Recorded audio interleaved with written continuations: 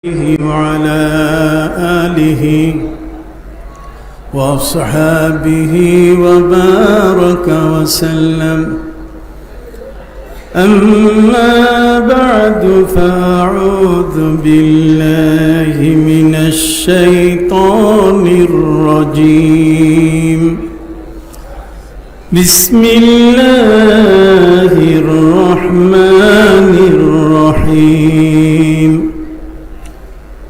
واتبع سبيل من أناب إلي ثم إلي مرجعكم فأنبئكم بما كنتم تعملون. وقال تعالى: من خشي الرحمن بالغيب وجاء بقلب منيب. إن الله وملائكته يصلون على النبي يا أيها الذين آمنوا صلوا عليه وسلموا تسليما. صلى الله على محمد صلى الله وسلم. صلى الله على محمد صلى الله عليه. فمحمدنا هو سيدنا، فمحمدنا هو سيدنا، فالعز لنا لإجابته. صلى الله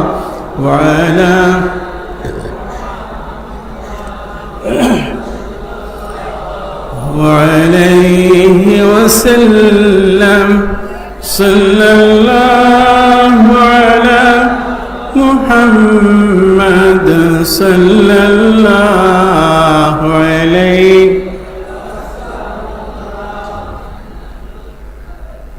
সারা পৃথিবীর সকল মানুষের কাছে গ্রহণযোগ্য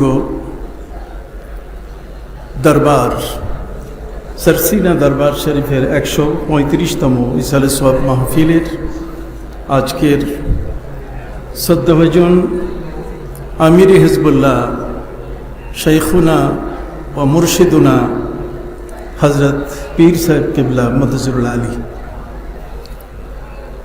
আমার পূর্ববর্তী যিনি আলোচনা করে গেলেন, এই দরবারেরই তিনি আরেক রত্ন, আমাদের বাহারে শরিয়ত সদ্য পীর মরহুম রহমতুল্লাহ আলাইহির সুযোগ্য সাহেবজাদা সিনিয়র নায়েবে আমির মদজুল আলী একটি ঘোষণা, তারপরে আলোচনা।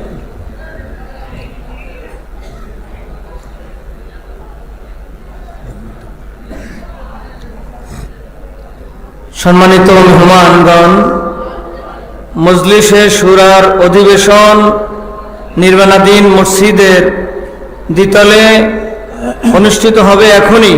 অতএব যারা মজলিসে শুরার সদস্য আছেন, এখনই আপনারা নির্মাণাধীন মসজিদের দ্বিতলে যাওয়ার জন্য অনুরোধ করা হলো।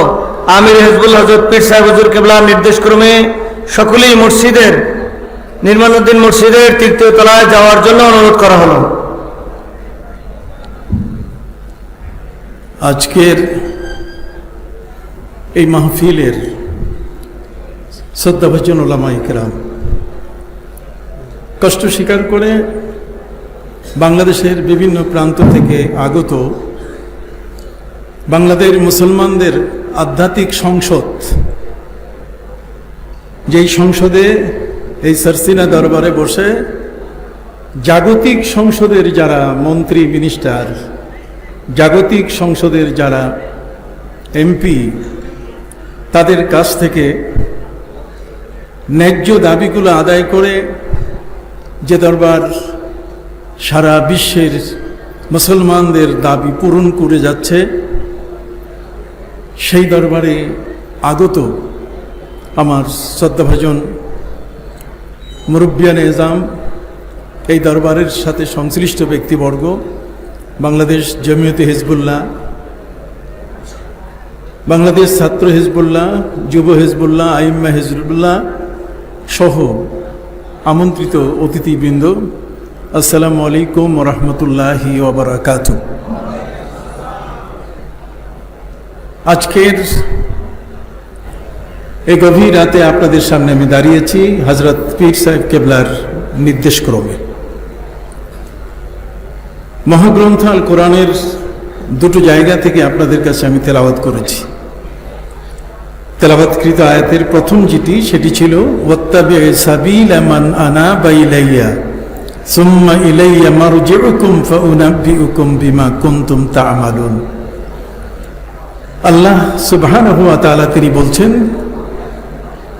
তুমি ওয়াত্তাবি, অর্থাৎ হে নবী, হে রাসূল সাল্লাল্লাহু আলাইহি ওয়াসাল্লাম, আপনি ইত্তাবি সাবিলা মান আনাবা ইলাই, যারা আল্লাহর পথে নিজেকে অর্পণ করেছে, সেই অর্পণকৃত ব্যক্তির পথ অবলম্বন করুন। তার অর্থ হল পবিত্র কোরআনের আয়াত, এটি হচ্ছে আল ইবরাত বিউমুমিল লাফজ লা বিখুসুসিস সাবাব। পবিত্র কোরআনের কোন আয়াত কোনো শানে নজুলের গণ্ডির মধ্যে আবদ্ধ নয়। পবিত্র কোরআনের আয়াত সর্বকালের জন্য এবং সাধারণভাবে সকলের প্রতি পবিত্র কোরআনের এই নির্দেশনা, সেই নির্দেশনা অনুযায়ী আল্লাহ পাক রব্বুল আলামিন আমাদেরকে বলছেন যে তোমরা সেই ব্যক্তির পথ অনুসরণ করো যিনি আমি আল্লাহর প্রতি তার নিজেকে রুজু করেছে, আমি আল্লাহর প্রতি অর্পণ করেছে। সম্মানিত শুধু আল্লাহর প্রতি নিজেকে অর্পণ করা এটা সাধারণ ব্যাপার নয়, এটি অত্যন্ত জটিল এবং একটি কঠিন ব্যাপার। একজন মানুষ আরেকজন মানুষকে অনুসরণ করতে পারে। আমাদের এই পৃথিবীতে আমরা দেখি ভক্তবৃন্দরা অনুসরণীয় ব্যক্তিকে তারা অনুসরণ করে থাকে কোনো একটি গুণের কারণে, কিন্তু এখানে আল্লাহ পাক রব্বুল আলামিনের পথে যারা জীবন উৎসর্গিত করেছে, সেই জীবন উৎসর্গিত মানুষগুলোর পথ ধরার জন্য আল্লাহ নির্দেশ দিচ্ছেন। সেই উৎসর্গিত মানুষগুলো কারা? সমাজের মধ্যে লক্ষ মানুষের সমাবেশ, হাজার হাজার লক্ষ মানুষ, তারা দাবি করছে যে পৃথিবীর মধ্যে তারা সেরা, তারা দাবি করছে যে তারাই শুধুমাত্র পৃথিবীর মধ্যে আল্লাহর একমাত্র পেয়ারা বান্দা। এই হাজার লক্ষ মানুষের মধ্য থেকে সঠিক মানুষটিকে বের করে নেওয়া, এটি একটি জটিল এবং কঠিন ব্যাপার। এই জটিলতা থেকে মুক্তি পাওয়ার জন্য আমাদের প্রয়োজন হচ্ছে পবিত্র কোরআন আমাদেরকে যে নির্দেশনা দিয়েছে, সেই নির্দেশনা অনুযায়ী আমাদের সেই মহান ব্যক্তিকে খুঁজে বের করা। আমি নিঃসন্দেহে বলতে চাই, জাগতিকভাবে নানাভাবে মানুষ সংস্কার করছে, কিন্তু একটা মানুষকে পিওর আল্লাহমুখী করার জন্য যে সংস্কার দরকার, যিনি সংস্কার করেন তাকে মুজাদ্দিদ বলে। আর প্রতি 100 বছর মাথায় আল্লাহ তাআলা একজন মুজাদ্দিদ পাঠান। আমি দীর্ঘদিন ধরে এই মজলিসে, এই জায়গায় আপনাদের সামনে বক্তব্য রেখেছি। আমার খুব মনে হচ্ছে যে আল্লাহ তাআলা বর্তমান হযরত পীর সাহেব কেবলা, তাকে আল্লাহ তাআলা আমাদের জন্য মুজাদ্দিদ হিসাবে তিনি আমাদের জন্য কবুল করেছেন। সবাই হাত উঁচু করে বলেন আলহামদুলিল্লাহ। মুজাদ্দিদ ওই ব্যক্তিকেই বলা হয় যিনি যুগ সংস্কারক। যুগের যে বিষয়গুলো তিনি উত্থাপন করেন, যেটা সাধারণত কোনো মানুষের মাথার মগজে, মাথার চিন্তায় থাকে না, এমন এমন কিছু জরুরি বিষয় যেগুলো সংশোধন করা প্রয়োজন। অনেকে ভয়ে সংশোধন করে না, কথা বুঝতে পারছেন? অনেকে কোনো ত্রুটি দেখার পরও ভয়ে কি করে না, সংশোধন করে না। কিন্তু আল্লাহ পাক রব্বুল আলামিন আমাদেরকে এমন একজন রাহবার দিয়েছেন, যেই রাহবারের জবান তার পূর্ব তিনজন মহান পুরুষ যারা সারা বিশ্বে খ্যাতি অর্জন করেছেন, পৃথিবীর মধ্যে যারা কুতুবুল আলম মুজাদ্দিদে জামান হিসেবে পরিচিতি লাভ করেছেন, তাদেরই রক্ত এবং আধ্যাত্মিক শক্তিতে গড়া আমাদের বর্তমান পীর সাহেব হুজুর কেবলা। কি বলেন, এতে কোনো সন্দেহ আছে? বর্তমান যুগের সাহসী একজন বীর সৈনিক,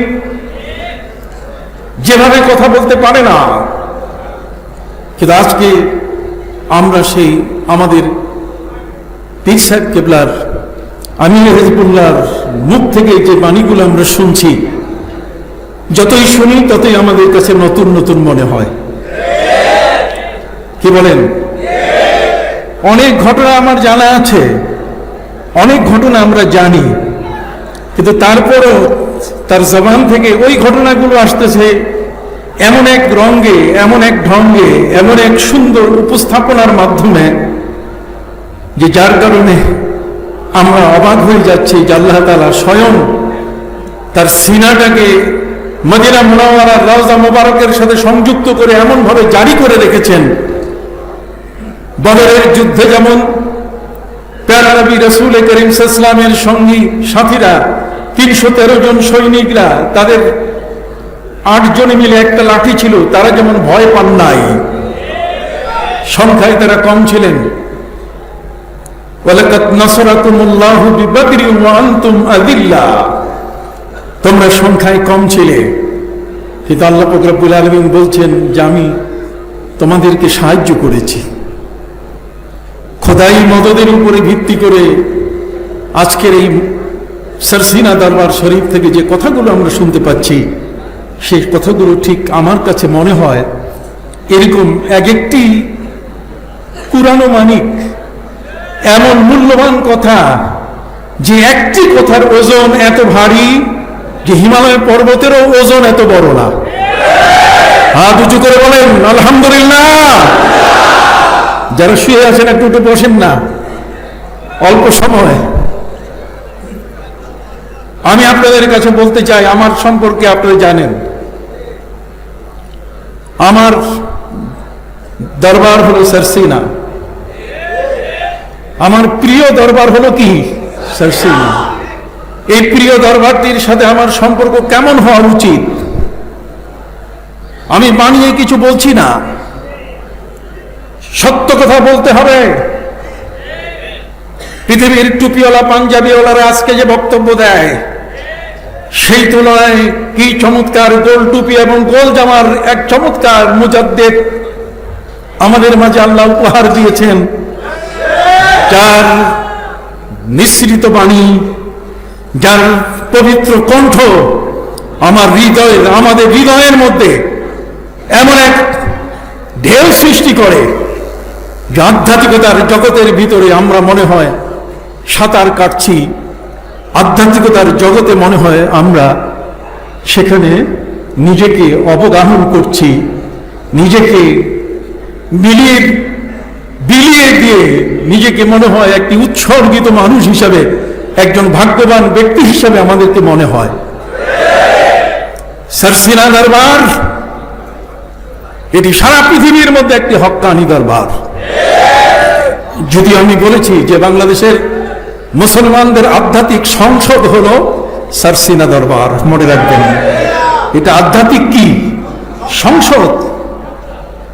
এই সংসদের স্পিকার, এই সংসদের অলি সম্রাট, তিনি যে বক্তব্য দেন, সেই বক্তের কাছে জাগতিক সংসদের যারা বড় বড় মন্ত্রী, বড় বড় রাষ্ট্রের দায়িত্বে নিয়োজিত আছেন, তারা এখানে এসে বাধ্য হন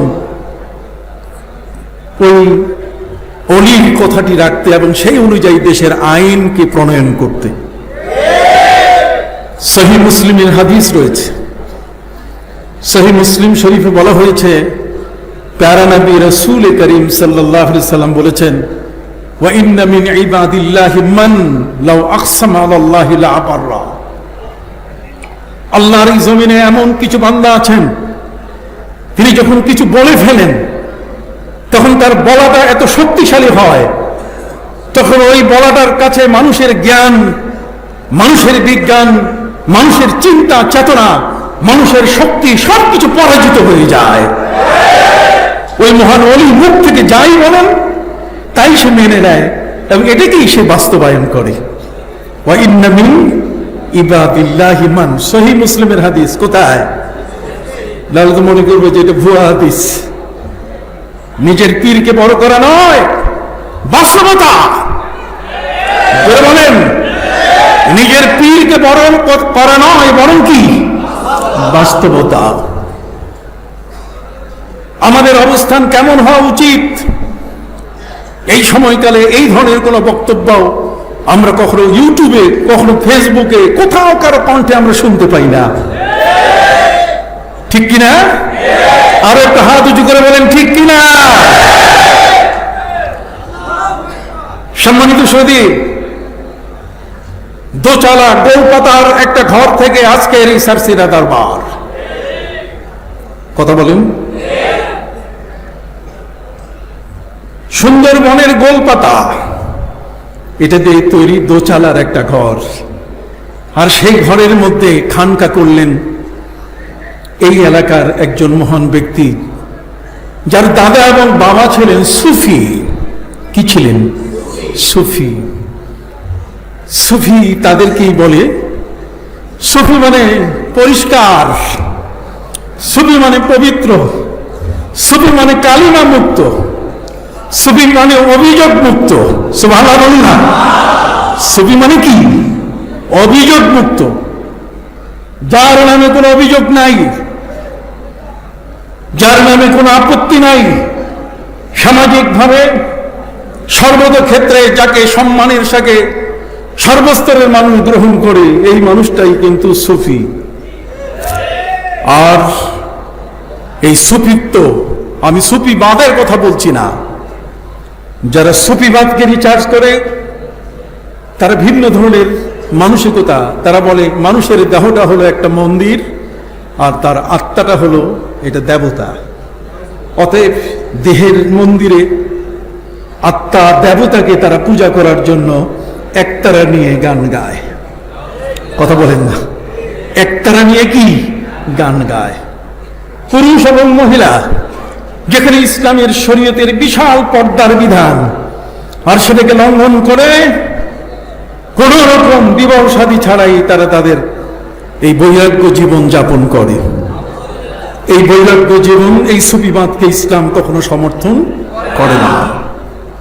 ইসলামের তাসাউফ হচ্ছে এই মধ্যে মুজাহিদ আমির হিজবুল্লাহ, তার শ্রদ্ধেয় পিতা বাহরে শরিয়ত হযরত শাহ সুফি শাহ মুহিবুল্লাহ রহমতুল্লাহ আলাইহি, পীর মরহুম হযরত শাহ আবু জাফর মোহাম্মদ সালেহ রহমতুল্লাহ আলাইহি, দাদা হযরত কিবলা হযরত নিসারউদ্দিন আহমদ রহমতুল্লাহ আলাইহির মতো ব্যক্তি, যাদের তাসাউফের মধ্যে কোনো খুঁত নাই।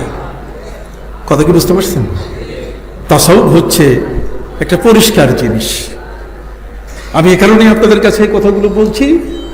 তাসাউফের এই সাধনায় যখন কোনো ব্যক্তি আত্মনিয়োগ করেন, তাকে তাহান্নুস করতে হয়। কি করতে হয়? তাহান্নুস। আপনি কি শুনতেছেন? হাত উঁচু করে বলেন তো, শুনতেছেন? তাদের তাহান্নুস করতে হয়। আর সেই তাহান্নুস, এটা আমার নিজের কথাই নয়, সহিহ বুখারীর প্রথম পৃষ্ঠায় আমাদের প্রিয় নবী সাল্লাল্লাহু আলাইহি ওয়াসাল্লামকে আল্লাহ পাক রব্বুল আলামিন একটা নিরিবিলি জায়গা, তার অন্তরে নিরিবিলি জায়গায় থাকার একটা ভালোবাসা তৈরি করে দিলেন। তিনি এখন লোকালয়ে থাকতে চাচ্ছেন না। সুম্মা হুব্বিবা ইলাইহিল খালা, তিনি একাকে একটি নিরিবিলি জায়গায় থাকবেন।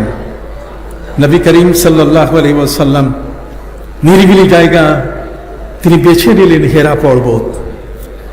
হেরা পর্বতের উচ্চতা হলো 2100 ফিট। সম্মানিত সুধী, পাহাড় এবং পর্বত এই দুটোর শব্দের মধ্যে পার্থক্য আছে। পাহাড় বলে যেটা 700 ফিটের নিচে, যে উঁচু শৃঙ্গ অথবা যে উঁচু টিলা, এটা যদি 700 ফিটের নিচে হয় তাহলে পাহাড়, আর 700 ফিটের উপরে যদি হয় তাহলে পর্বত। তাকে কি বলে? পর্বত বলে। তাহলে পাহাড় আর পর্বতের মধ্যে কি আছে? পার্থক্য আছে।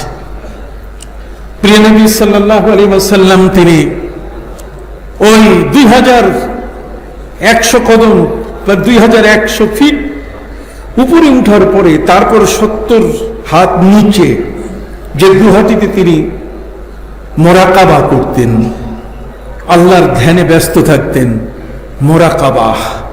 মোরাকাবা আমরা করি। মোরাকাবা শব্দ শুনেছেন আপনারা? মোরাকাবা কাকে বলে? মোরাকাবার বাংলা কি? মোরাকাবার বাংলা হচ্ছে পর্যবেক্ষণ করা। কথা বোঝা গেছে?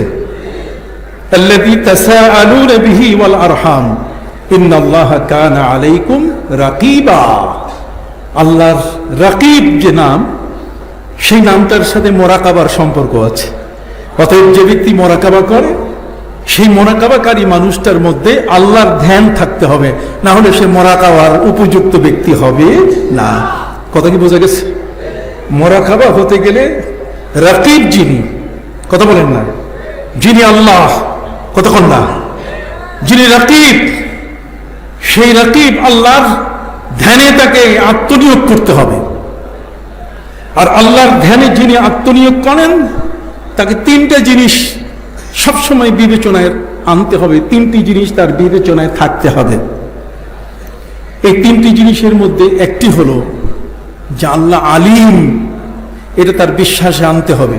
মোরাকাবার মধ্যে তার 3টে জিনিসকে আয়ত্ত করতে হবে। মোরাকাবার মধ্যে বিশেষ পর্যবেক্ষণ, তার মানে পর্যবেক্ষণ শব্দের অর্থ হচ্ছে দেখা।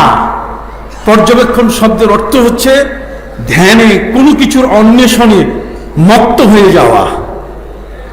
যেহেতু মোরাকাবা শব্দটি রাকিব, এর যে মাদ্দা, এর যে বর্ণমালার সংখ্যা, তার সাথে এটার মহান সম্পর্ক, মহা সম্পর্ক। অতএব আল্লাহর ধ্যানে, আল্লাহর সন্ধানে যে মানুষটি নিরিবিলি তাকে খুঁজতে থাকে, কথা বুঝতে পারছেন, তার এই কর্মটাকে বলে মোরাকাবা। আপনি কথা বুঝতে পারছেন? যিনি এই মোরাকাবা করেন, মোরাকাবা করতে গেলে তাকে 3টে জিনিস, তার চিন্তাধারার মধ্যে 3টি জিনিসকে জয় করতে হবে। 3টি জিনিসকে জয় না করলে কখনো মোরাকাবা হবে না। এই 3টি জিনিসের মধ্যে একটি হলো যে আল্লাহ যে আলিম, আল্লাহ যে জানেন, আল্লাহর যে জানার ক্ষমতা আছে, এই জিনিসটাকে রপ্ত করতে হবে। আমি উদাহরণ দিয়ে আপনাদের কাছে বলবো, একেবারে সহজ হয়ে যাবে পানির মতো। কথা বুঝতে পারছেন? তার ধ্যানের মধ্যে থাকতে হবে যে আল্লাহ কি আলিম, তার ধ্যানের মধ্যে থাকতে হবে আল্লাহ সামিঈ, তার ধ্যানের মধ্যে থাকতে হবে যে আল্লাহ বাসির। কথা বলেন না? তাহলে আলিম, সামিঈ এবং কি বাসির। আপনি কি সময় শুনতেছেন? আরেকবার হাত ওঠান দেখি, শুনতেছেন তো? এই কথাগুলো নিয়ে যাবেন। আলিম, আপনার ধ্যানের মধ্যে থাকতে হবে যে আল্লাহ আমার কাজটাকে তিনি জানেন। আমাদের প্রিয় নবী সাল্লাল্লাহু আলাইহি সাল্লাম তিনি হেরা পর্বতে 2100 ফিট উঁচু থেকে নিচে 70 কদম নিচে, যেখানে তিনি বসে বিশেষ মোরাকাবায় ব্যস্ত ছিলেন। আজকের আমাদের পীর সাহেব হুজুর কেবলা বারবার সেই হেরার মোরাকাবার কথা বলছিলেন। এই জায়গাটি তিনি বেছে নিয়েছেন কেন? এই জায়গাটি বেছে নিয়েছেন এই কারণে, যখন 6 বছর বয়সে নবী করিম সাল্লাল্লাহু আলাইহি ওয়াসাল্লামের আম্মাজান সাইয়্যিদা আমিনা যখন ইন্তেকাল করেন, তখন নবী করিম সাল্লাল্লাহু আলাইহি ওয়াসাল্লাম দাদার লালনে তিনি এসেছিলেন, দাদার অধীনে তিনি এসেছিলেন। দাদা তার দায়িত্বে এই নাতিকে নিয়ে তিনি তার লালন পালনের দায়িত্ব পালন করতেন। দাদা ছিলেন হযরতে নবী ইব্রাহিম আলাইহিস সালামের শরীয়তের উপরে আমলকারী ব্যক্তি। নবী করিম সাল্লাল্লাহু আলাইহি ওয়াসাল্লামের দাদা তিনি ছিলেন হযরতে ইব্রাহিম আলাইহিস সালামের শরীয়তের উপরে আমলকারী, সেই ওজিফার উপরে আমলকারী ব্যক্তি ছিলেন। এই জন্য তার দাদা তিনি কখনো নিজে কাবা ঘরের সামনে 360টি মূর্তির পূজা হয়, কিন্তু দাদা খাজা আব্দুল মুত্তালিবকে ওই পূজারীরা কখনো তাদের মতে নিতে পারে নাই। পূজারীরা কোনোদিন খাজা আব্দুল মুত্তালিবকে তাদের দলভুক্ত করতে পারে নাই। হযরত খাজা আব্দুল মুত্তালিব তিনি ওই 360টি মূর্তির পূজার মাঝখানে তিনি কাবা ঘরের ইতিকাফ করতেন, কাবা ঘরের ইবাদত করতেন। 360টি মূর্তির পূজা, তার মানে একদিনে যে মূর্তির পূজা, পরদিন সেই মূর্তির পূজা হতো না। 360 দিন মূর্তি পূজা হলে তারা মনে করতো যে একটা বছর তারা পার করেছে, এই জন্য তারা বছরের হিসাব করতো 360 দিন। তাদের বছরের হিসাব হতো কত? 360। তার মানে 360টি মূর্তি। এই 360টি মূর্তির পূজা, আজকের যে মূর্তিটার পূজা হতো কালকে আরেকটা, পরদিন আরেকটার, বাই সিরিয়াল 360টি মূর্তির পূজা শেষ হলে তারা মনে করতে একটা বছর তারা পার করেছে। তার মানে পূজা দিয়ে তাদের দিন শুরু, দিনের গণনা শুরু, বছরের গণনা শুরু, আবার পূজা দিয়ে কি শেষ। কথা বুঝেন নেই? এই 360 সংখ্যাটাকে নিয়ে পৃথিবীতে 365 দিনে বছর হয়, 360 দিনে বছর হয়। আর আমরা যারা মুসলমান, আমরা শশী শ্রাবণ বর্ষ পালন করি। শশী শ্রাবণ বর্ষ অর্থ হচ্ছে যে আমরা চান্দ্রবর্ষ অর্থাৎ চাঁদের হিসাবে, ওয়ায়াসআলুনাকা আনিল আহিল্লা কুল হিয়া মাওয়াকিতু লিন-নাসি ওয়াল হজ, আমাদের জন্য চাঁদকে আল্লাহ তাআলা একটি চিরস্থায়ী ক্যালেন্ডার বানিয়ে দিয়েছেন। অতএব চাঁদের হিসাব অনুযায়ী আমাদের বছর হবে 354 দিনে। কত? 354 দিনে। আমাদের শতকরা 98টি ইবাদত চাঁদের সাথে জড়িত। হজ বলেন, রমাদানের রোজা বলেন, কথা বলেন, ঠিক এমনি করে আরো অন্যান্য লাইলাতুল কদর, কতক্ষণ সবে কদর, সবে বরাত, এই সব কিছু ইবাদত এগুলো চাঁদের সাথে জড়িত। সূর্যের সাথে আমাদের শুধু নামাজের ওয়াক্তের কিছু অংশ জড়িত। কথা কি বুঝতে পারছেন?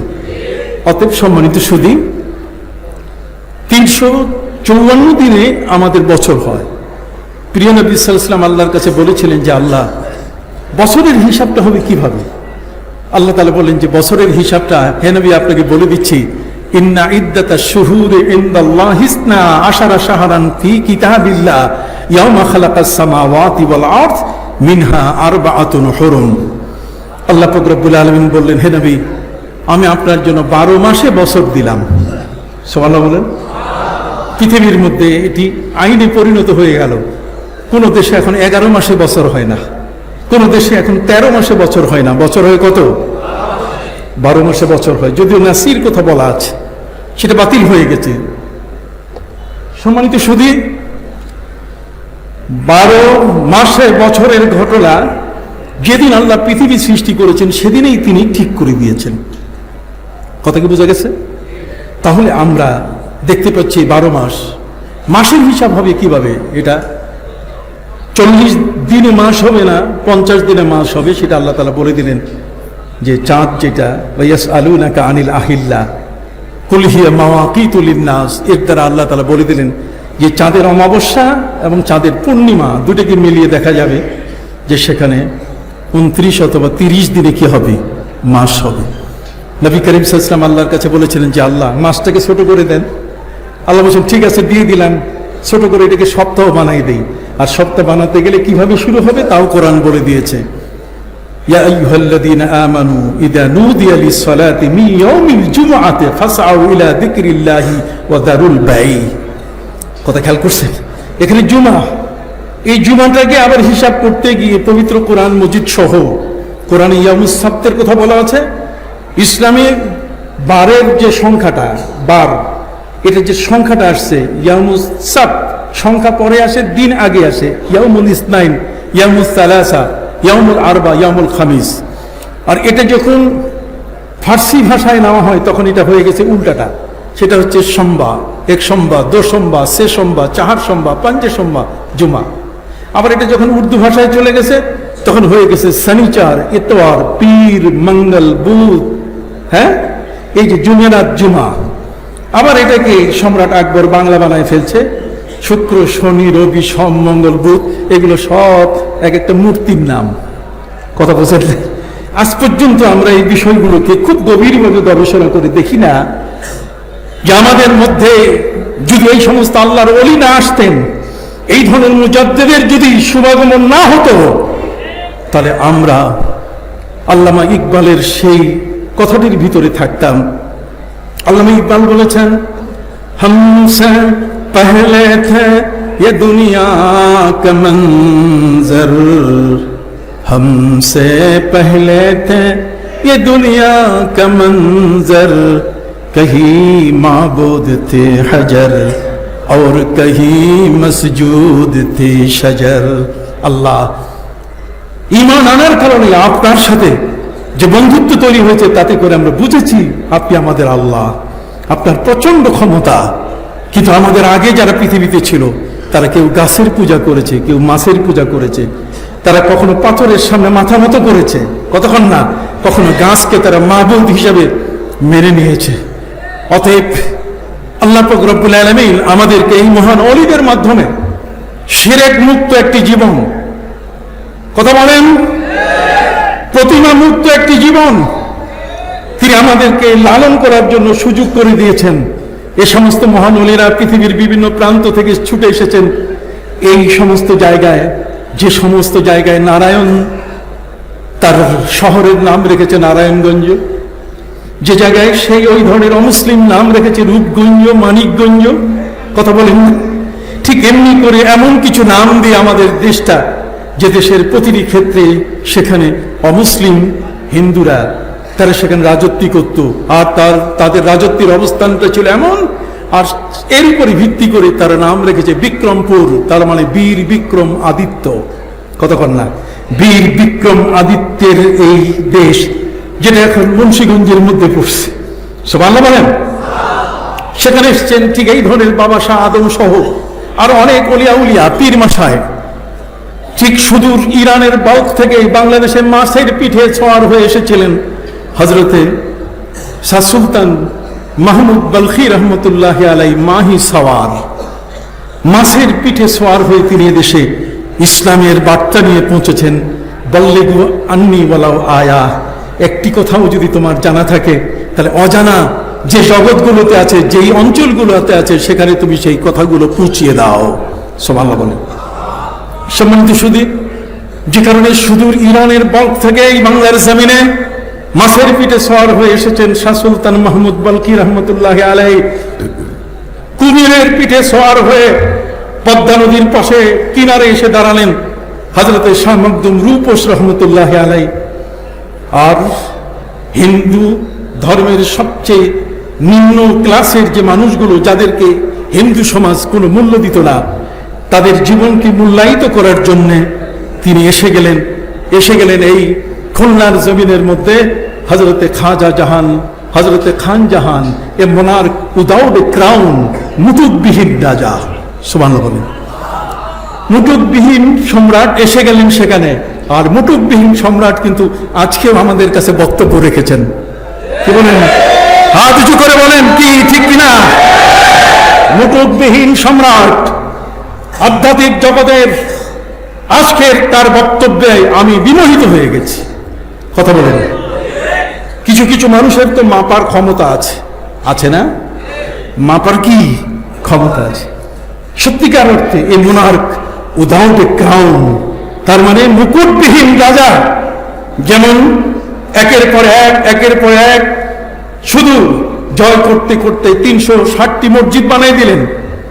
ঠিক অনুরূপভাবে সেই 60 গম্বুজ, কথা বলেন না, তার মানে 7 গম্বুজ, গম্বুজটা 7টাই গম্বুজ, এই জন্য 7 গম্বুজ, এই 7 গম্বুজটা হয়ে গেছে 60 গম্বুজ। কথা বলছেন না? মানে 60টি গম্বুজ এটা হয়ে গেছে। এই বাংলাদেশের মাটিতে হযরত শাহজালাল ইয়ামিনী রহমতুল্লাহ আলাইহি 360 জন শাগরেদ নিয়ে এখানে এসেছেন।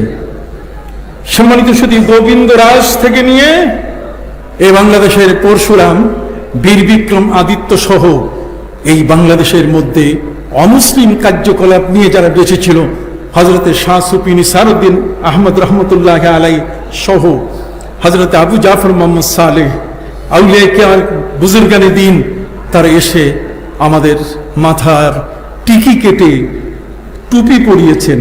সুবহানাল্লাহ বলেন। এবং আজকেই শুনেছেন যে কিভাবে একের পর এক পরিবর্তন। এই দরবার এটা একটা সংসদ, আমি বারবার বলছি এটা একটা কি সংসদ, এটা মুকুটবিহীন সম্রাটের আধ্যাত্মিক সংসদ, যেই সংসদের মধ্যে যা বলা হয় ওয়াইন্না মিন ইবাদিল্লাহ, আল্লাহর এমন বান্দা আছে লাউ আকসামা আলাল্লাহি, যদি আল্লাহর কাছে বলে বসে যে আল্লাহ আপনি এটা পূরণ করে দেন, তাহলে ওই বান্দার ক্ষমতা নাই তার এই কথাকে রদ করে তার কাছে সে বিজয় লাভ করবে, বরং সে পরাজয় বরণ করে বলবে আপনি বলুন আমার কি করতে হবে। সুবহানাল্লাহ, আপনি বলুন আমার কি করতে হবে।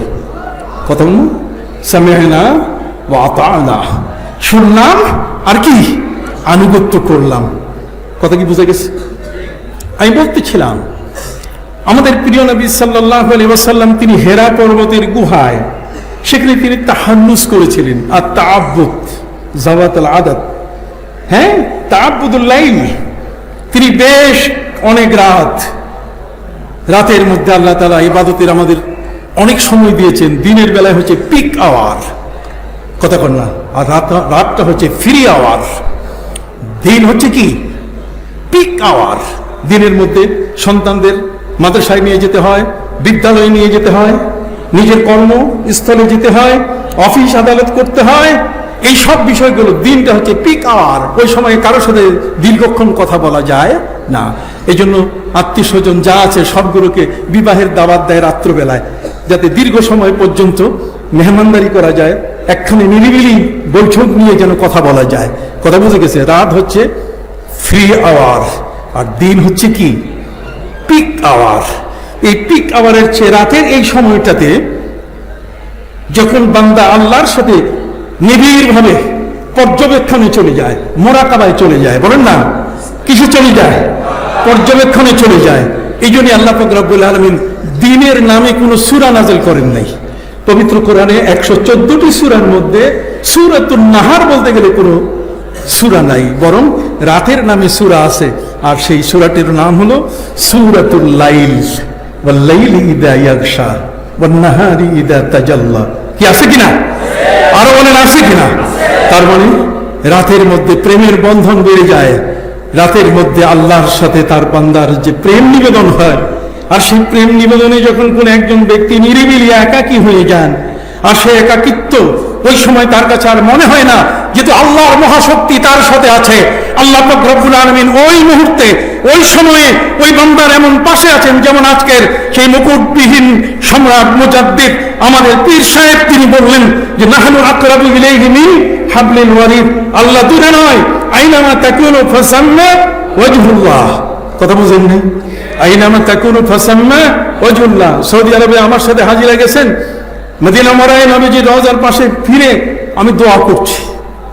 ইমাম আহমদ বিন হাম্বল সহ ওলামায়ে কেরাম ফতোয়া দিয়েছেন রওজার দিকে ফিরে মুনাজাত করাতে কোনো দোষের কিছু নাই, কিন্তু দেশের ওয়াহাবি নাজদিরা তারা কোনোদিন সেই দিকে হাত তুলে মুনাজাত করতে দেয় না। তারা বলে রুহিলাল কেবলা, কেবলা তো বলে না, কেবলা কয়। কথা বুঝলে? রুহিলাল কেবলা, তুমি কেবলার দিকে ফিরো, সেই দিকে ফিরো। যখন আমি দোয়া করছি এই মুহূর্তে যখন বলছে, তখন আমি তার সাথে কথা বলছি যে আল্লাহ তো বলছেন আইনামা তুওয়াল্লু ফাসাম্মা ওয়াজহুল্লাহ।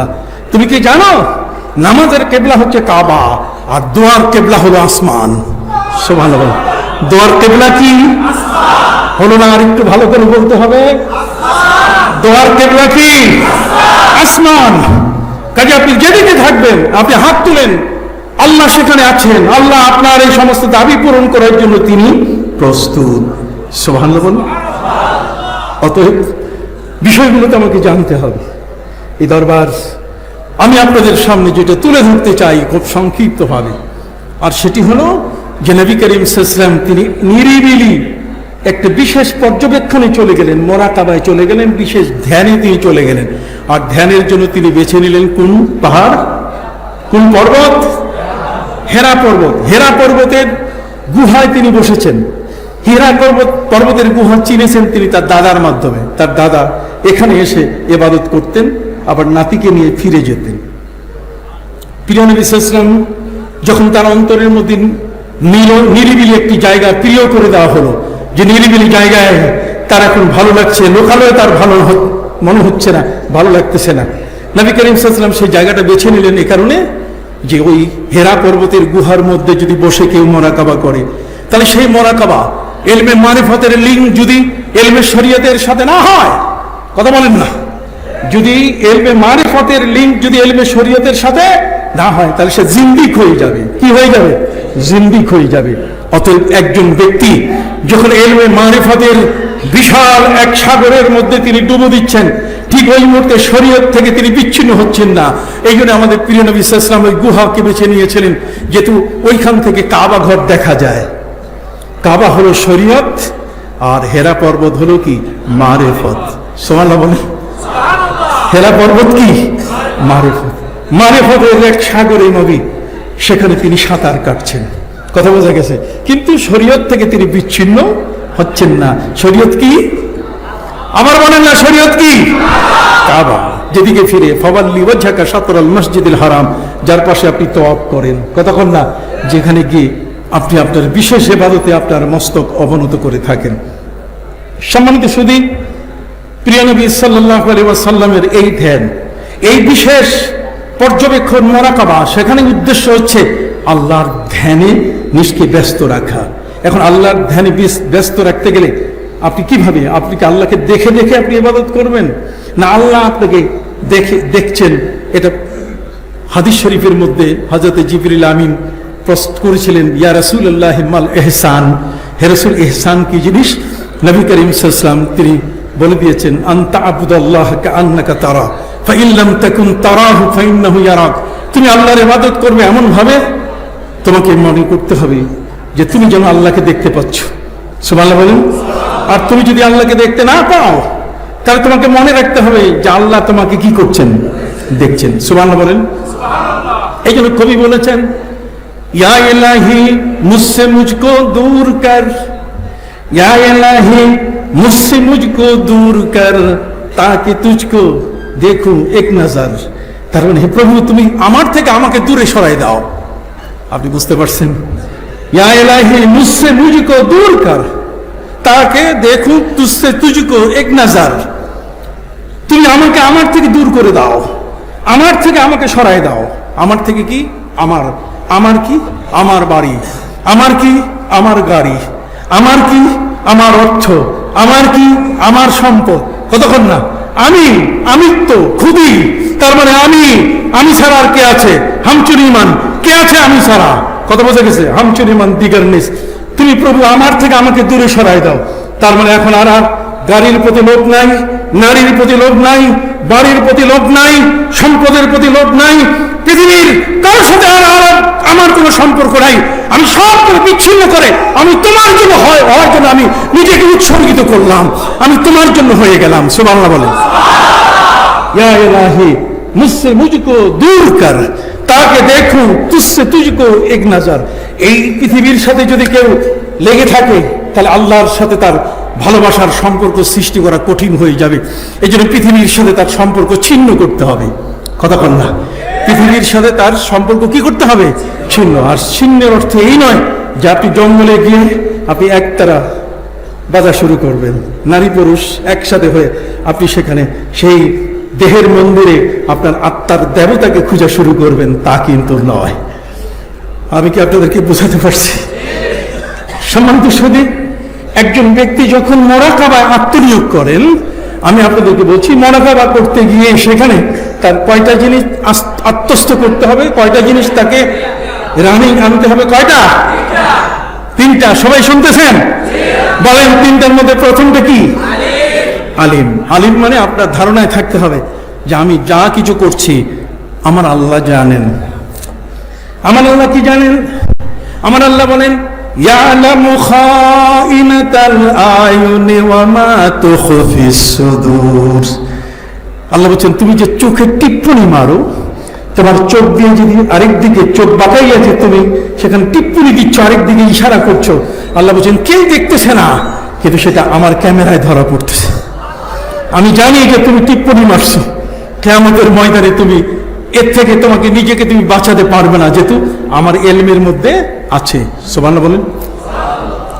ইয়ালামু খাইনাতাল আয়ুন, তোমার চক্ষু যেটা খেয়ানত করেছে, তার অর্থ হলো আরেকজনকে বিপদে ফেলাবার জন্য অথবা অসত্য একটা বিষয়কে প্রতিষ্ঠিত করার জন্য তুমি চোখের টিপ্পনি মারছো। কতক্ষণ না এই চোখের টিপ্পনিটা, এটা সহজে যে লোকটার সাথে তার এই ঘটনা হচ্ছে তার কিন্তু ধরা পড়ে না তার কাছে, কিন্তু আমার আল্লাহ বলছেন এটা কার কাছে ধরা পড়ছে? এটা আমার কাছে। ইয়ালামু খাইনাতাল আয়ুন ওয়া মা তুখফিস সুদূর। তুখফিস সুদূর হচ্ছে তোমার অন্তরের ভিতরে যেটা লুকিয়ে রাখছো, আল্লাহ বলছেন সেটাও আমি জানি। সুবহানাল্লাহ বলেন। সেটাও আমি কি হলো না? আপনারা একসাথে বলতেছেন না? তোমার অন্তরের ভিতরে যা লুকানো আছে এটাও কি ইয়ালামু মা তুসিররুনা ওয়া মা তু'লিনুন। কতক্ষণ না তুমি যেটা গোপন করতেছো সেটাও আমি কি জানি, আর যেটা তুমি প্রকাশ করতেছো সেটাও আমি কি। তাহলে এই সবক আপনাকে মুরাকাবায় আত্মস্থ করতে হবে, আপনাকে এইটাকে লালন করতে হবে, এই সাধনাটায় আপনাকে জয়লাভ করতে হবে। আর এই সাধনায় জয়লাভ করতে গেলে আল্লাহ সুবহানাহু ওয়া তাআলা আমাদেরকে আরো কয়েকটা ইয়ালামু দিয়ে বলছেন। পবিত্র কুরআন মজিদ আল্লাহ পাক রব্বুল আলামিন বলেন ইয়ালামু মা ইয়ালিজু ফিল আরদি ওয়া মা ইয়ারুজু ফিহা ওয়া মা ইয়ানজিলু মিনাস সামাই ওয়া মা ইয়ারুজু ফিহা। পবিত্র কুরআন মজিদে আমার আল্লাহ বলেন ইয়ালামু মা ইয়ালিজু ফিল আরদি ওয়া মা ইয়াখরুজু মিনহা। কোরআনের আয়াতটা এরকম, ইয়ালামু মা ইয়ালিজু ফিল আরদ, আকাশ থেকে বৃষ্টির পানি যখন পড়ে, এই ফোঁটা বৃষ্টিগুলো কি আপনারা কখনো গুনেছেন? কথা বলে না? আকাশের যে বৃষ্টির ফোঁটা, এই বৃষ্টির ফোঁটা এটা কি আপনি কখনো গুনেছেন? বৃষ্টি পড়ে অবিরত টাপুর টুপুর টুপ, এমন দিনে একলা ঘরে থাকতেই হয় চুপ। কথা কন না? বৃষ্টি পড়ছে, আমি কি চুপ করে আছি? শুধু চুপ করে থাকা নয়, বরং কত ফোঁটা, কত মিলিমিটার বৃষ্টি, কত ফোঁটা পড়লো, এই ফোঁটাগুলোর হিসাব করার ক্ষমতা কি আমার আছে? আল্লাহ বলছেন বান্দা, তোমার জমিনে, তোমার মাটির উপরে আমার আকাশের মেঘ থেকে যে পানি বর্ষিত হলো, যে পানিটা পড়লো, সেই পানিটা তোমার মাটি কতটুকু তোমার জমিনে যেই ফসল খাইয়া তুমি বেঁচে আছো, সেই ফসলের মধ্যে পানি আমি আকাশ থেকে দিয়েছি কয়শো ফোঁটা। তুমি কি এটা লিস্টি করছো? লিস্টি করছো তুমি? কতক্ষণ না এটা কি লিস্ট করছেন? কখনো কি হিসাব নিকাশ করছেন? আল্লাহ বলেন ইয়ালামু মা ইয়ালিজু ফিল আরদ, মাটির ভিতরে কত মিলিমিটার বৃষ্টি মাটি চুষে নিল, আমার কাছে হিসাব আছে। কিয়ামতে আমি তোমাকে জিজ্ঞাসা করব, তুমি এই জমিনের ফসল খেয়েছো, তুমি কেন আমার সিজদা করো নাই? কথা বলেন না? এই ফসল তুমি খেয়েছো, এই ফসল তোমার ঘরে তুমি তুলেছো, অথচ সেই ফসলের যে শুকরিয়া তোমার আদায় করা দরকার, এই নিয়ামতটা ভক্ষণ করার পরে তুমি সেই শুকরিয়া আদায় করো নাই। কথা বলেন না? ইয়ালামু মা ইয়ালিজু ফিল আরদি ওয়া মা ইয়াখরুজু মিনহা। তোমার প্রতিদিন এই পানি পান করার জন্য মাটির নিচ থেকে কত গ্যালন পানি তুমি উঠাইছো? কতক্ষণ? আমাদের নলকূপ থেকে, কথা বলেন, আমাদের ডিপ টিউবওয়েল থেকে, গভীর নলকূপ থেকে, ঠিক এমনি করে আমাদের পানি মাটির নিচ থেকে যে আমরা পানিগুলো বের করে আমরা খাচ্ছি, পান করছি, কতক্ষণ না কত গ্যালন পানি বের হয়েছে, আমাদের কাছে কি হিসাব আছে? হলো না ভাই? একটু জোরে বলেন না। আমারও তো চোখে ঘুম আছে, তা আপনারা যদি একটু নড়াচড়া না দেন তা আমি কি বলবো আপনাদেরকে? কি রাজি আছেন শোনার জন্য? শোনার জন্য রাজি আছেন? খবরদার, এই দরবার হচ্ছে বড় আদবের দরবার। কথা বুঝে গেছে? এই দরবার হচ্ছে এমন একটা দরবার যেখানে আপনি শেখার জন্য এসছেন, এখানে শিখাবার জন্য আসবেন না। কথা বলেন? এখানে কাউকে শিখাইতে আসবেন না। এই দরবারের পীরকে আপনি সবক দিতে আসবেন না, বরং পীরের কাছে সবক নিতে আসবেন। কি ঠিক কিনা? আপনি এখানে সবক দিতে আসলে আপনি বিপদে পড়ে যাবেন, কারণ বাইরের থেকে যে সবকগুলো একটাও ঠিক নাই। কতক্ষণ না, বাইরের সবকগুলো কি নাই, ঠিক নাই, সবখানেই না আসে, তাহলে ওই সবক দিয়ে আপনি করবেন কি? কতক্ষণ না, কুল আউযু বিরাব্বিন নাস সব জায়গায় না আসে, তাহলে ওই সবক দিয়ে আপনি করবেন কি? কথা বুঝতে পারছেন? সম্মানিত সুধী বন্ধুরা আমার, এই জন্য সিনা দরবার শরীফে আসার জন্য আমার পীর মুজাদ্দিদে জামান আজকের যিনি বসে মুকুটবিহীন সম্রাট যে বক্তব্য দিয়েছেন, তার বক্তব্যের একটা গুরুত্বপূর্ণ বিষয় যে একটি ওসিয়তনামা আমার সন্তানের কাছে লিখে যেতে হবে, একটা নসিহত করে যেতে হবে, এই দরবার যেন তারা কখনো ত্যাগ না করে। কি ভাই রাজি আছেন?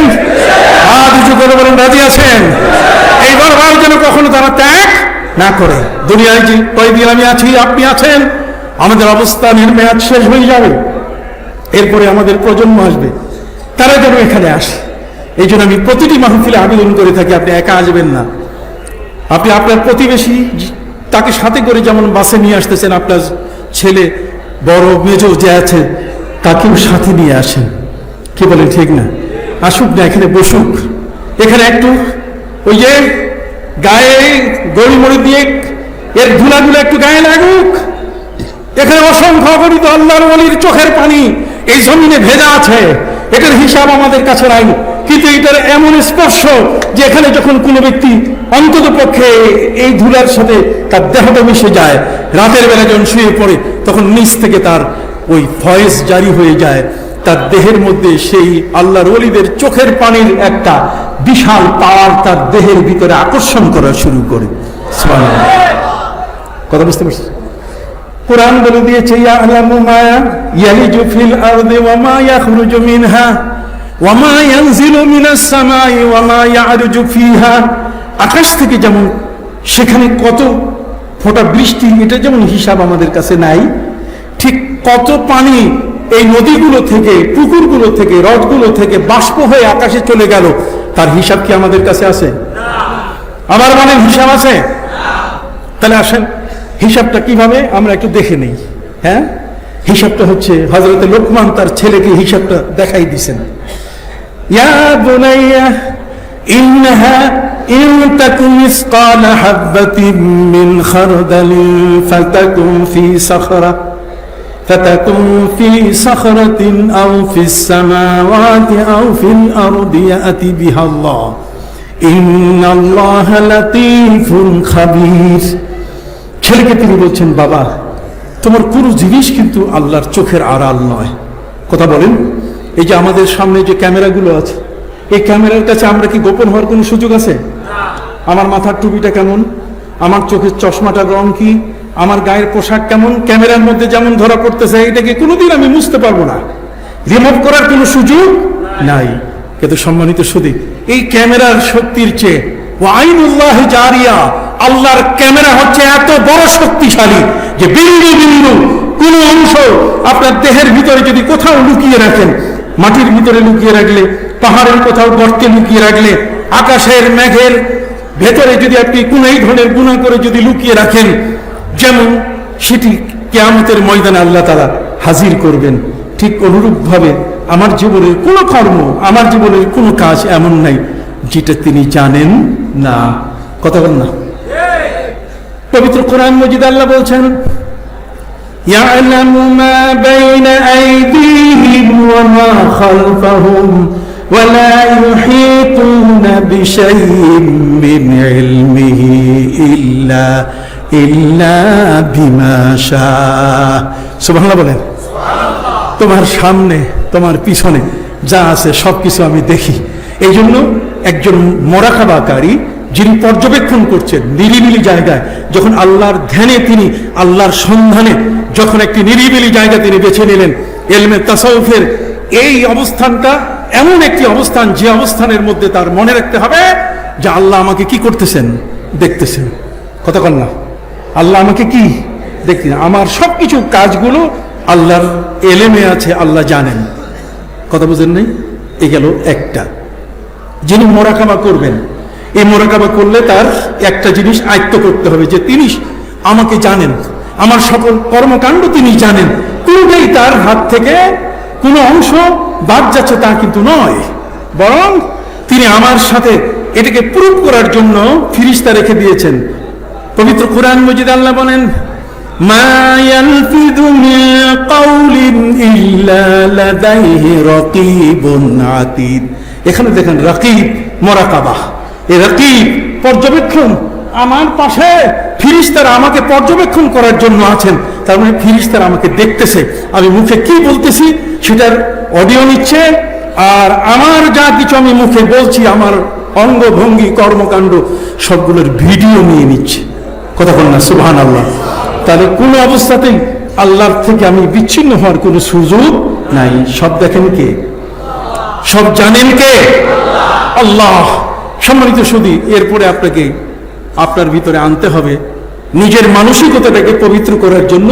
একজন সাধক যখন সাধনা করেন, একজন মুতাসাউফিফ, একজন মুত্তাকি যখন তাকওয়ার স্তরে উঠতে চান, তখন তাকওয়ার স্তরে উঠতে গিয়ে তখন তার সাধনায় আনতে হয় যে আমি যা কিছু বলতেছি উনি কিন্তু শুনতেছেন, উনি সামি, উনি কি সামি, উনি সর্বশ্রোতা। তাহলে আল্লাহ সবকিছু শুনতেছেন। তাহলে আমি কথা বলতে গেলে আমার হিসাব করে কথা বলা দরকার কিনা? পাগলের মতো ছাগলের মতো কথা বললে হবে? জোরে বলেন না, হবে নাকি? মঞ্চ পাইলে আমি যা ইচ্ছা তাই বলে দিব, কথা বলেন। এই ধরনের পাগলদের সংখ্যা তো আর কম না। কথা বোঝা গেছে? নিজের পরিচয় দিতে গিয়ে তারা বিশাল জ্ঞানী নিজেকে ব্যাখ্যা করছে, অথচ তারা এতটুকু তাদের অন্তরের মধ্যে ভয় নাই যে পবিত্র কোরআনের কোন আয়াতকে কোন খাতে ব্যবহার করতে হবে এবং এটাকে কোন অবস্থাতেই স্বাভাবিকভাবে এমন হালকাপনা করা যাবে না যে যাতে করে মানুষ মনে করে যে কোরআন বোধহয় এরকম কিছু একটা হাতের মোয়া, মৌলভী সাহেব যেমনে বানায় তেমনি হয়ে যায়। কি কোন মৌলভী সাহেব বলতেছে এখানে অমুক বুক আছে, অমুক বই আছে, তমুক আছে, সেই আছে, তেই আছে না। তো এই সমস্ত কথাবার্তা বললে তখন কোরআনের যে মর্যাদা এটা একটা নিম্ন পর্যায়ে চলে আসে। কতক্ষণ না কোরআনের যে মূল্যটা এটা এমন একটা পর্যায়ে চলে আসে যেই পর্যায়টিতে আসার কারণে আল্লাহ তার বাণীর এই হালকা হওয়ার কারণে আল্লাহর মর্যাদাও কমে যায়। কতক্ষণ না নদীর পুকুরের পানিতে যখন আপনি নামবেন, উজু শুরু করবেন, তখন যে ঢেউটা হয়, একখানে আঘাত লাগলে সেটা আঘাত খাইতে খাইতে ঢেউয়ের মধ্যে আঘাত খাইতে খাইতে চলে যায় শেষ পর্যন্ত, ঠিক কিনা? এ কাজে যখন আল্লাহর কোনো বাণী আপনার কাছে আপনার কথা দিয়ে যখন খুব হালকা হয়ে যাবে, তুচ্ছ হয়ে যাবে, নবীর মর্যাদা যদি আপনার কথা দিয়ে তুচ্ছ হয়ে যায়, নবীর স্ত্রীদের আহলে বাইত, যে আহলে বাইতের সম্পর্কে আল্লাহ তাআলা পবিত্র কোরআনে কত বড় মর্যাদার কথা বলে দিয়েছেন, কি বলেন ঠিক কিনা?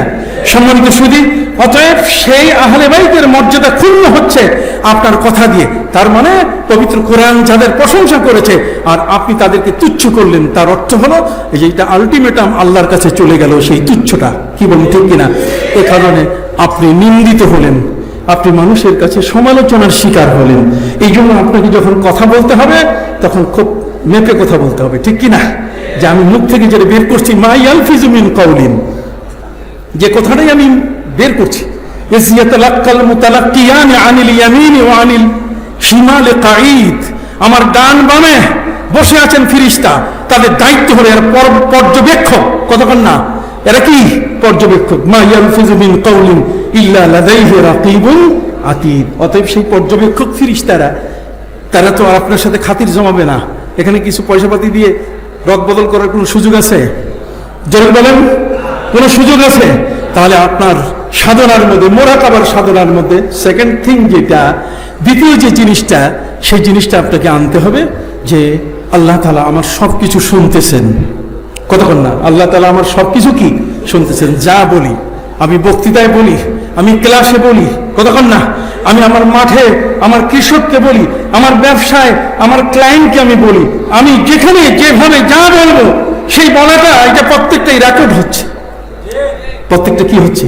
রেকর্ড হচ্ছে। এই জন্য যিনি মুতাসাউফিফ, যিনি মুরাকাবার জগতের মধ্যে নিমজ্জিত হয়েছেন, সেখান থেকে তিনি তার মুখের মধ্যে কষ্টেপ লাগানো শুরু করেন যে না, এখন কথা বলতে গেলে কষ্টেপটা খুলে তারপরে লাগাইতে হবে। আবু বকর সিদ্দিক রাদিয়াল্লাহু তাআলা আনহু, ওমর ফারুক রাদিয়াল্লাহু তাআলা আনহু, দুইজনে মিলে যখন নবী করিম সাল্লাল্লাহু আলাইহি ওয়াসাল্লামের দরবারে স্বর উঁচু হয়ে গেছিল, তাদের কোন একটি বিষয় নিয়ে তর্কে স্বর যখন উঁচু হয়ে গেছিল, তখনই আল্লাহ তাআলা আয়াত নাযিল করলেন, ইয়া আইয়ুহাল্লাযীনা আমানু লা তারফাউ আসওয়াতাকুম ফাওকা সাওতিন নবী ওয়া লা তাজহারু লাহু হ্যাঁ, বিল কওলি কাজাহরি বাযিকুম লিবা'দ আন তাহবাতা আমালুকুম ওয়া আনতুম লা তাশউরুন।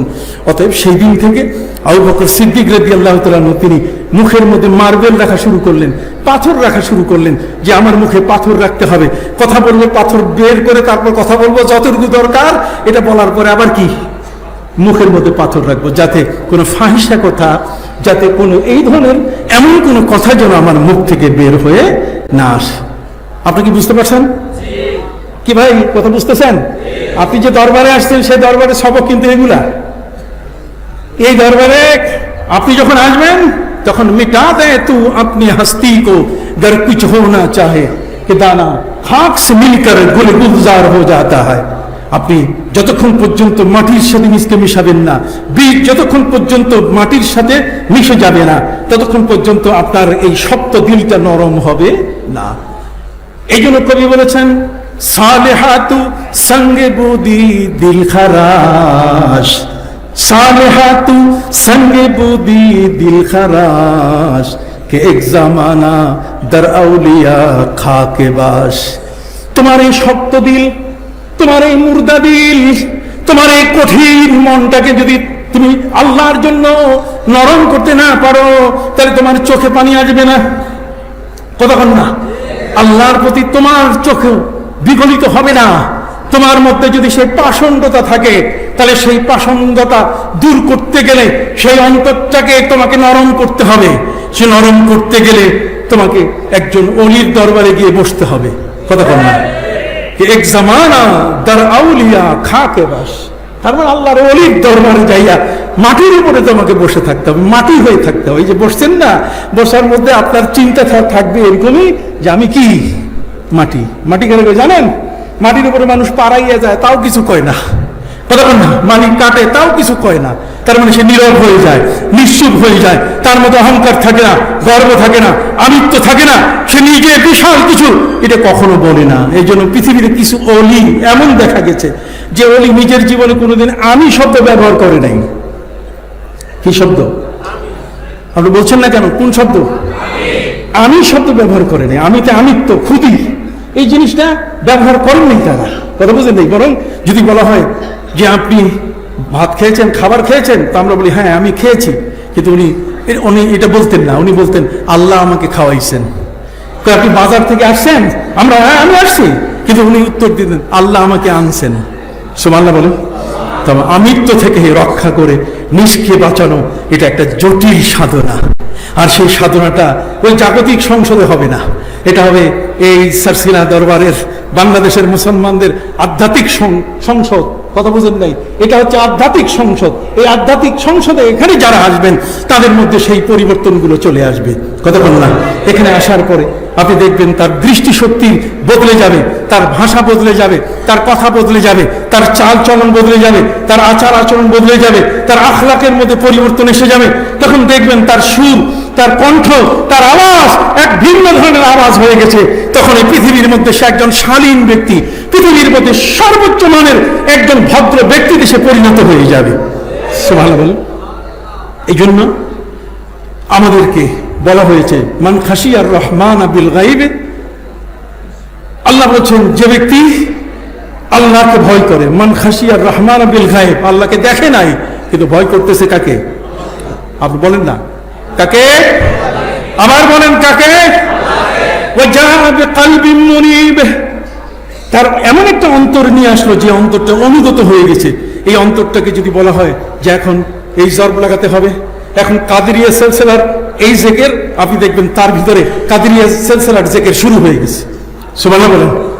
আল্লাহর ওলিদের সামনে যখন কোনো ব্যক্তি বসে, আমাদের পীর বর্তমান যিনি, তার বাবা আমাদের পীর, কতক্ষণ না, তার দাদা আমাদের পীর। আমার পীর কিন্তু একসাথে তিনজন। কয়জন? আমার পীর হলেন একসাথে কয়জন? তিনজন। বর্তমান যিনি, আমি তো তাকে বলছি যে মুকুটবিহীন সম্রাট, ঠিক কিনা? ওনার যে বুলেটিন, যে কথা তিনি বলছেন, সেই কথার মাধ্যমে তিনি যেমন মুকুটবিহীন সম্রাট, যেমন তার হাতে বায়াত নিয়েছে, তিনি আমার পীর। কিন্তু তার বাবার হাতেও বায়াত হয়েছে, তিনিও আমাদের কি পীর। তার যে বাবা অর্থাৎ বর্তমান পীর সাহেব হুজুরের যে দাদা, তার কাছেও কি বায়াত হয়েছে। আমি মাহফিল করতেছি সারেঙ্গল, কোথায়? সারেঙ্গল তো না, এটা শেহাঙ্গল, এটা রাজবাড়ির পাশে। রাজবাড়ির পাশে শেহাঙ্গল, সেখানে হযরত শাহ সুফি আবু জাফর মোহাম্মদ সালেহ রহমতুল্লাহ আলাইহি এই দরবারের তিনি একজন মহান ওলি। কথা বুঝতে পারছেন? মহান ওলি তিনি। দুটো ঘটনা আপনাদের সামনে বলি, আল্লাহর ওলিদের চোখের দৃষ্টি কেমন। আমি যখন সদ্য বিবাহ হলো মাত্র, আমি আমার শ্যালক সফিউল্লাহ, ও এখন বড় হয়ে গেছে, নেসারিয়া মাদ্রাসার এখন সে প্রভাষক, বড় হয়ে গেছে। তো ও ছোট, বিয়ের পরে আমার দেশে নিয়ে গেছিলাম নীলফামারী, রংপুর, ওই উত্তরবঙ্গের একটা কোনায়। তো ফেরার সময় যখন হুলারহাটে মুনির লঞ্চ বিকাল 4টার সময় ছাড়ে, আমরা ওই হিসাব করে সেখানে এসে মুনির লঞ্চ ধরি। মুনির লঞ্চ ধরার পরে সেই লঞ্চে আমরা যাত্রী হয়ে হুলারহাট থেকে এই স্বরূপকাঠি নেসারাবাদ যখন আসতেছি, তখন রাজবাড়িতে ঘাট ধরার পরে যখন লঞ্চটা কিছু দূর নদীর মাঝখানে এসে গেল, তখন এই ডাকাতি শুরু হয়ে গেল। এত কঠিন ডাকাতি, কাটা রাইফেল সামনে রেখে এরপর লোকগুলোকে মারধর করছে। আমি দেখি অবস্থা খুবই খারাপ। আমি হুজুর মানুষ, আমার সাথে যারা আছেন তারা কম মাইর খাই নাই, আমাকে একটা আঘাতও করে নাই। শুধুমাত্র আমি খেয়াল করতেছিলাম যে আল্লাহ দোয়া তো মনে আসতেছে না, কিন্তু শর্ষিনা দরবারের তো আমি একজন গোলাম, আল্লাহ এই দরবারের তো আমি একজন সাধারণ গোলাম। আসে না অনেক সময় বিপদের সময় দোয়াও মনে আসে না। খেয়াল করছেন কথাটা? দোয়া যতটুকু পারছি আমি পড়ছি, কিন্তু সরসিনার যে একজন খাদেম, এই শব্দটি কিন্তু এটা কম নয়, এই শব্দটির কিন্তু ভার অনেক বড়। এই শব্দটা কিন্তু অনেক শক্তিশালী একটা শব্দ, যে আমি সরসিনার কি। আপনি কথা বলেন না, তাহলে কি বলবো? আমি বাদ দিয়ে দিব, আলোচনা বাদ দিই তাহলে। কি বলেন? সরসিনার আমি কি? তো গোলাম দিয়ে কি করা যায় দেখেন। ওয়ান সাফিনাতা মাওলা রাসূলিল্লাহি সাল্লাল্লাহু আলাইহি সাল্লাম قال, তিনি বলেন ইন্নী রাকিবতুল বাহরা। হযরত সাফিনা নবী করিম সাল্লাল্লাহু আলাইহি ওয়াসাল্লামের একজন গোলাম ছিলেন। তিনি বলছেন আমি একজন ব্যবসায়ী মানুষ, আমার জীবনের ব্যবসা শেষ করে আমি নবীর গোলামি বরণ করে নিলাম। নবীর গোলাম অবস্থায় আমি সন্ধ্যাবেলায় একটা বড় পদ্মা নদীর মতো একটা দরিয়া, কথা বলছেন আপনাদের বুঝাবার জন্য পদ্মা বললাম, দরিয়া পার হচ্ছিলাম। ঠিক আছে, দরিয়ার মাঝখানে আকস্মিকভাবে এমনভাবে ঝড়ো হাওয়া, এমন ঘূর্ণিঝড় হলো যে ঘূর্ণিঝড়ে আমার ওই নৌকা উল্টে গেল, নৌকার মালগুলো সব পড়ে গেল, নৌকার প্রতিটি পার্ট, তার যে তক্তাগুলো সব খুলে খুলে খান খান হয়ে গেল। আমি ওই সময় দেখলাম যে সন্ধ্যা প্রায় মাগরিব 1-8 ঘন্টা হয়ে গেছে, আর ঘূর্ণিঝড় হওয়ার কারণে একেবারে কালো অন্ধকার। ওই সময় আমি একটা তক্তা কোনো মতেই ধরে আমি সাঁতার দেওয়া শুরু করলাম। সাঁতার দিতে দিতে বেশ সময় লাগলো কিনারা পর্যন্ত পৌঁছতে। কিনারায় পৌঁছাবার পরে আমি সেখানে অনুভব করলাম ফিহি আজিম্মাতুন মিনাল হাইয়া। সেখানে গিয়ে দেখি যে অনেকগুলো অজগর সাপ আমাকে দেখার পরে এইভাবে করে মাথা উঁচু করে আছে। আমি এখন কি করবো? আমি ভয় পেয়ে গেলাম যে মহাবিপদের উপরে আরো মহাবিপদ। কি বলেন ঠিক না? ফেরারুকা মিনাল মাতার ওয়া উকুওয়া ফিল মিজাব ওয়া উকুকা ফিল মিজাব। তুমি বৃষ্টি থেকে পালাইয়া যদি পুকুরে পিছলাইয়া পড়ো, তাহলে পালাইয়া লাভ হইল কি? কত না, বৃষ্টির হাত থেকে পালাতে গিয়ে যদি পুকুরে তুমি ভিজে দাও, তাহলে এই বৃষ্টির হাত থেকে পালাইয়া কোনো লাভ আছে? তো কাজেই ওয়া ফেরারুকা মিনাল মাতার ওয়া উকুকা ফিল মিজাব, ঠিক এরকম হয়ে গেছে। আমি কিনারায় আসলাম, কিন্তু সেখানে আমার এই মহাবিপদের মধ্যে আরো মহাবিপদ, যে অজগর সাপগুলো মাথা উঁচু করে আছে। আমি এই অজগর সাপ দেখে আমি ওদেরকে বললাম, রে অজগর সাপ, ইয়া আইয়াতুহাল হাইয়া, হে অজগর সাপ, আনা মাওলা রাসূলিল্লাহ সাল্লাল্লাহু আলাইহি ওয়াসাল্লাম, আমি নবীজির গোলাম, অতএব আমি নবীজির গোলাম। এটা বলার সাথে সমস্ত সাপের মাথা সব নিচু হয়ে গেল। দেখছেন, গোলাম পরিচয় দিতে গেলে কি হয়? কথা বল না, গোলাম পরিচয় দিতে গেলে কি হয়?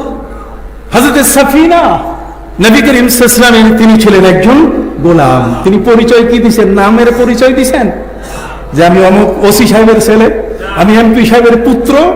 কথা বল না, আমি কার পুত্র, কার ভাগিনা, কে আমার মামু, কোনো পরিচয় নাই। পরিচয় শুধু একটাই, আর সেটা হলো কি? আমি রাসূল সাল্লাল্লাহু আলাইহি ওয়াসাল্লামের কি? আরেকবার জোরে বলেন, রাসূল সাল্লাল্লাহু আলাইহি ওয়াসাল্লামের আমি গোলাম। আস্তে করে সাপের মাথা কি নিচু হয়ে গেল। আমি উপরে উঠলাম, সাপ পথ খুলে দিল, পথ ছেড়ে দিল, আমি উপরে উঠলাম। উঠার পর দেখি ফিহি আসাদুন, সেখানে একটা সিংহ এইভাবে আমার দিকে তাকায় আছে। আমি এখন সিংহের মুখে পড়ে গেলাম। সাপের হাত থেকে বাঁচার পর আমি পড়ে গেলাম কার মুখে? সিংহের মুখে। সিংহের মুখ থেকে এখন বর্তমান ডিসকভারি এই যে এগুলোতে অনেক সময় দেখা যায় যে কিভাবে এই যে কি বলে এই যে বাঘ কিভাবে সুন্দরবনের মাঝি নৌকায় যারা কাজ করে তাদেরকে কিভাবে ধরে, এইভাবে দৌড়ে এসে ঘাড়ের মধ্যে ধরে ফেলে। কথা বুঝে গেছে? ওই বাঘটা আমার দিকে তাকিয়ে আছে। আমি এখন কি করব? আমি আমার পরিচয় একটাই, আমার পরিচয় হয় আমি রসুলের কি? আবার বলেন, আমি রসুলের কি? গোলাম। আমি তাকেও পরিচয় দিলাম, ইয়া আবুল হারিস। বাঘের ডাক নাম হলো আবুল হারিস, তার নিক নাম, কতক্ষণ নাম? বাঘের কি নিক নাম? বাঘের ডাক নাম হলো আবুল হারিস। হারিস মানে ছিন্ন ভিন্ন করা, যাকে ধরে তাকে ছিন্ন ভিন্ন করে ফেলে, এই জন্য তার নাম হচ্ছে আবুল হারিস। আমি তাকে ডাক দিলাম, ইয়া আবুল হারিস, রে আবুল হারিস সিংহ, আনা মাওলা রাসূলুল্লাহ সাল্লাল্লাহু আলাইহি সাল্লাম, আমি নবীজির গোলাম। এটা বলার সাথে সাথে সুম্মা ত হাদিসের মধ্যে আসছে কি ত, তার মানে সে মাথা নিচু করে আমাকে বলল, ওকে ওকে ওকে, বুঝে ফেলছি তুমি নবীর গোলাম। সুবহানাল্লাহ। ত শব্দের অর্থ হচ্ছে সে আমাকে অভয় দিয়ে মাথা নিচু করে দুইবার মাথা নিচু করে বলল যে তোমার ভয় নাই, তোমার পরিচয় কি? নবীর কি? সুম্মা ত। এরপরে আমার সামনে ওই অজগরগুলো মাথা নিচু করে থাকলো, কিন্তু পার হবো কেমনে? সাপের গায়ে পা দেওয়া ছাড়া। আজিম্মা শব্দের অর্থ হচ্ছে যে অসংখ্য সাপের বাথান, মানে একসাথে মিলে হাজার হাজার সাপ। এই সাপগুলো পাড়ি দিয়ে আমি যে যাব, যদিও মাথা নত করছে, আমাকে কামড় দিবে না, কিন্তু আমার ভয় লাগছে। আমি তাকে বললাম, তুমি আমাকে একটু হেল্প করো। কথা বুঝে গেছে? সে এমন ভাবে মাথা দিয়ে আমাকে শিং দিয়ে দিল যে ওই এক চটকানিতে আমি জায়গায় এত দূরে পড়লাম যে সাপের আওতা থেকে আমি বহু দূরে সরে গেছি। সুম্মা ইউহামহিম, হাদিসের শব্দ এসছে সুম্মা ইউহামহিম, অর্থাৎ সে ডুকুরি ডুকুরি আমাকে বললো যে তুমি নবীকে আমার সালাম দিও। সুবহানাল্লাহ। তাহলে কি বলেন? নবীর গোলাম হিসেবে পরিচয় দেওয়াতে লাভ আছে কিনা? এই জন্য গোলাম রসুলকে নাম রাখেন, অথচ আজকের কিছু দুষ্ট দুরাচার জ্ঞান পাপী তারা বলে গোলাম রসুল রাখা যাবে না, কতক্ষণ না। আর যদি মাওলানা রাসূলুল্লাহ রাখা যায়, কি কোন এখানে সারসিনা মাদ্রাসার ভাইস প্রিন্সিপাল সাহেব বসে আছেন, বড় আলেম মানুষ, যদিও আমার শাগরেদ, অত্যন্ত প্রিয়, কতক্ষণ না আমার প্রিয় শাগরেদ, কিন্তু নিজের পরিচয় দিতে গিয়ে মাওলা রাসূলুল্লাহ, মাওলা রসুল, গোলাম রসুল নাম রাখা দিয়ে তারা বলে হবে না। ইদানিংকালে এক দুষ্ট দুরাচার, সে তার উস্তাদের মাদ্রাসায় গেছে। উস্তাদের মাদ্রাসায় যাওয়ার পরে উস্তাদ জিজ্ঞেস করছে, তোমার নাম কি? তো সে বলেছে, আমার নাম হচ্ছে হুসাইন। না না না, এই নাম রাখা যাবে না, এটা শিয়ার নাম। অথচ সে জানে না যে এই নামটি ধরে আমার নবী কতবার তার প্রিয় নাতি হুসাইনকে ডাক দিয়েছেন। কত হাদিসের মধ্যে হুসাইন নাম এসছে। হাসান আর হুসাইন জান্নাতের ফুল হিসেবে হাদিসের মধ্যে ঘোষণা করা হয়েছে। হুসাইন হাসান কি চমৎকার পবিত্র নাম, আর সেই নামটাকে শিয়াদের মধ্যে ঢুকাই দিয়া ইমাম হুসাইনকে কলঙ্কিত করলো। এই ধরনের দুষ্ট, এই ধরনের দুরাচার, এই ধরনের জ্ঞান পাপী আমাদের সমাজের মধ্যে আছে কিনা? এই জন্য খবরদার, কোরআন সতর্ক করেছে, লা তাদউ দুআ আর রাসূল বাইনাকুম কাদুআ বাযিকুম বায। খবরদার, ভাষা শিখো, কথা শিখো, বলতে শিখো, অ্যাপ্রোচিংটা শিখো। তুমি কার কাছে কি বলছো, তুমি কার কাছে কাকে কি সম্বোধন করছো, কি ভাষায় সে সম্বোধন পেতে পারে, কথা বল না। সে ভাষা দিয়ে তুমি তাকে সম্বোধন করবে, ঠিক কিনা? তোমার ভাষাটা যদি ভালো না হয়, এক রাজা স্বপ্নে দেখেছে একটা কিছু, উনি ডাক দিলেন তার দেশের সমস্ত ওই যারা এই বাজে কাজটা করে, মানে জ্যোতিষী, ডাক দিয়ে বলছে যে যদি কেউ আমার স্বপ্নটা ভেঙে দিতে পারে, আমার তাহলে আমি যে স্বপ্ন দেখেছি তাহলে তাকে সবচেয়ে বেশি পুরস্কার দেবো আমি। লাইন ধরছে বিশাল হাওলাদারের গোষ্ঠী, কতক্ষণ না, সব হাওলাদার, জ্যোতিষী, গণক, এই সব যারা এই হারাম কাজে লিপ্ত, তারা শেষ পর্যন্ত রাজার কাছে গেছে। রাজাকে জিজ্ঞেস করছে, আপনি কি দেখেছেন? তা আমি দেখেছি স্বপ্নে আমার একটা দাঁতও নাই, আমার একটা দাঁতও কি নাই, আমি কি দেখলাম? তখন ওই লোকটা বলছে যে আপনার ভাগ্য এত খারাপ, আপনার সামনে আপনার স্ত্রী মারা যাবে, ছেলে মারা যাবে, নাতি মারা যাবে, পুতি মারা যাবে, লাঠি মারা যাবে, ঠ্যাঙ্গা মারা যাবে, সব শেষ হবে, তারপরে আপনি মরবেন। রাজা বলছে তোমাকে আমি এই তাবির করার জন্য ডাকছি? হ্যাঁ হ্যাঁ, জল্লাদ কল্লা উড়াই দে। জল্লাদ যখন কল্লা উড়াই দিছে, তখন বাকি যারা আছে সব এখন লাইন ভেঙে গেছে, লাইনে এখন কেউ নাই। একজনের মাথা তো গেছে, এটা গল্প বলতেছি, এটা কোরআন হাদিসের কথা না, আবার পরে এটা নিয়ে ঝুলাঝুলি হবে। কথা বুঝেন নাই? বুঝাবার জন্য উপমা মিসাল দেওয়া যায় যাচ্ছে, কতক্ষণ না। ইনজিল শরীফের মধ্যে একটা সূরা আছে, সূরাতুল আমসাল, আর কোরআনের মধ্যে তো অসংখ্য আবার বলা হয়েছে, হ্যাঁ, দরাবাল্লাহুল আমসালা মাসালুহুম কামাসালিল্লাযী ইসতাওকাদা নারা, আছে কিনা? মিসাল তো দেওয়া যায়। অতএব একটা জিনিসকে বুঝাবার জন্য বলছি। দ্বিতীয় জন আসতে চায় না লাইনে, জবরদস্তি বলছে যে বেটা তুমি লাইনে ছিলে, এতক্ষণ তাড়াহুড়া করছো, যাও তুমি যাও। আসার পরে রাজাকে জিজ্ঞেস করেছে, কি দেখেছেন স্বপ্নে? আমি স্বপ্নে দেখলাম আমার একটা দাঁতও নাই। কি দেখেছি আমি? রাজা আপনার চেয়ে ভাগ্যবান আর জগতে কেউ নাই। তার কারণ আপনার স্ত্রীও এত হায়াত পাবে না, আপনার সন্তানও এত হায়াত পাবে না, আপনার নাতিও এত হায়াত পাবে না, যতটুকু হায়াত আপনি পাবেন, আপনি সবার চেয়ে বেশি হায়াত পাবেন। কারণ বলছে রে খাজানসি, ওকে লাখ টাকা দিয়ে দে। তাহলে কথা তো একটাই বলছে, কথা কর না। এই জন্য ভাষা জানতে হবে। আমার নবীকে যদি ঠিক মতো ভাষা দিয়ে বলা যায়, তাহলে তোমার জন্য আল্লাহর কাছে বিশাল মর্যাদার স্থান অপেক্ষা করছে। আর যদি নবীর সাথে তুমি ভাষা খারাপ করো, নবী পরিবারের সাথে যদি তোমার ভাষা খারাপ হয়, নবী পরিবারের সাথে তোমার অ্যাপ্রোচিং যদি নষ্ট হয়, তুমি যদি সেখানে বাজে মন্তব্য করো, বাজে শব্দ বলো, তাহলে আনতাহবাতা আমালুকুম ওয়া আনতুম লা তাশউরুন। তোমার টুপি আর জামাটাই শুধু আছে, তোমার আমলের একটা কিছু নাই, সব ধ্বংস হয়ে গেছে। কথা শুধুমাত্র টুপিটা আছে আর পোশাকটা আছে, বাকি আর তোমার কিছু না। তুমি যতই ফটফট করো, তোমার এই ফটফটানি এটা কিচ্ছু না, তোমার ভিতর শূন্য। আমি কি বোঝাতে পারছি? আমি আর দীর্ঘ সময় বলবো না, আমি অতটুকু কথা বলতে চাই। সেটি হলো এই যে একজন মুরাকাবার মানুষ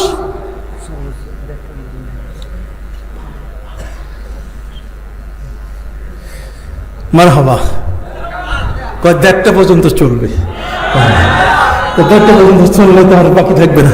সম্মানিত সুধী বন্ধুরা আমার, আজকে কেন এই কথাগুলো বলছি? এই কথাগুলো বলছি এমনিতে নয়, এর বাস্তবতা আছে। কি বলেন, ঠিক কিনা? ডাকাতি শুরু হয়ে গেছে নদীর মাঝখানে, মনে আছে কিনা? সেই ভুলারহাট থেকে মুনির লঞ্চ রাজবাড়ির মাঝখানে ডাকাতি শুরু হয়ে গেল। আমি আর কি বলবো, আমি তো শুধু পরিচয় শুধু একটাই, যে আমি সরসিনা দরবারের কি গোলাম। ওই যে গোলামের পরিচয় দিলে বাঁচা যায়, কতক্ষণ না। এই তাবিজটা তো আমার হাতে আছে, কতক্ষণ না। এটা তো আমার কাছে কি আছে, যে গোলামের পরিচয় দিলে কি বাঁচা যায়। আল্লাহু আকবার।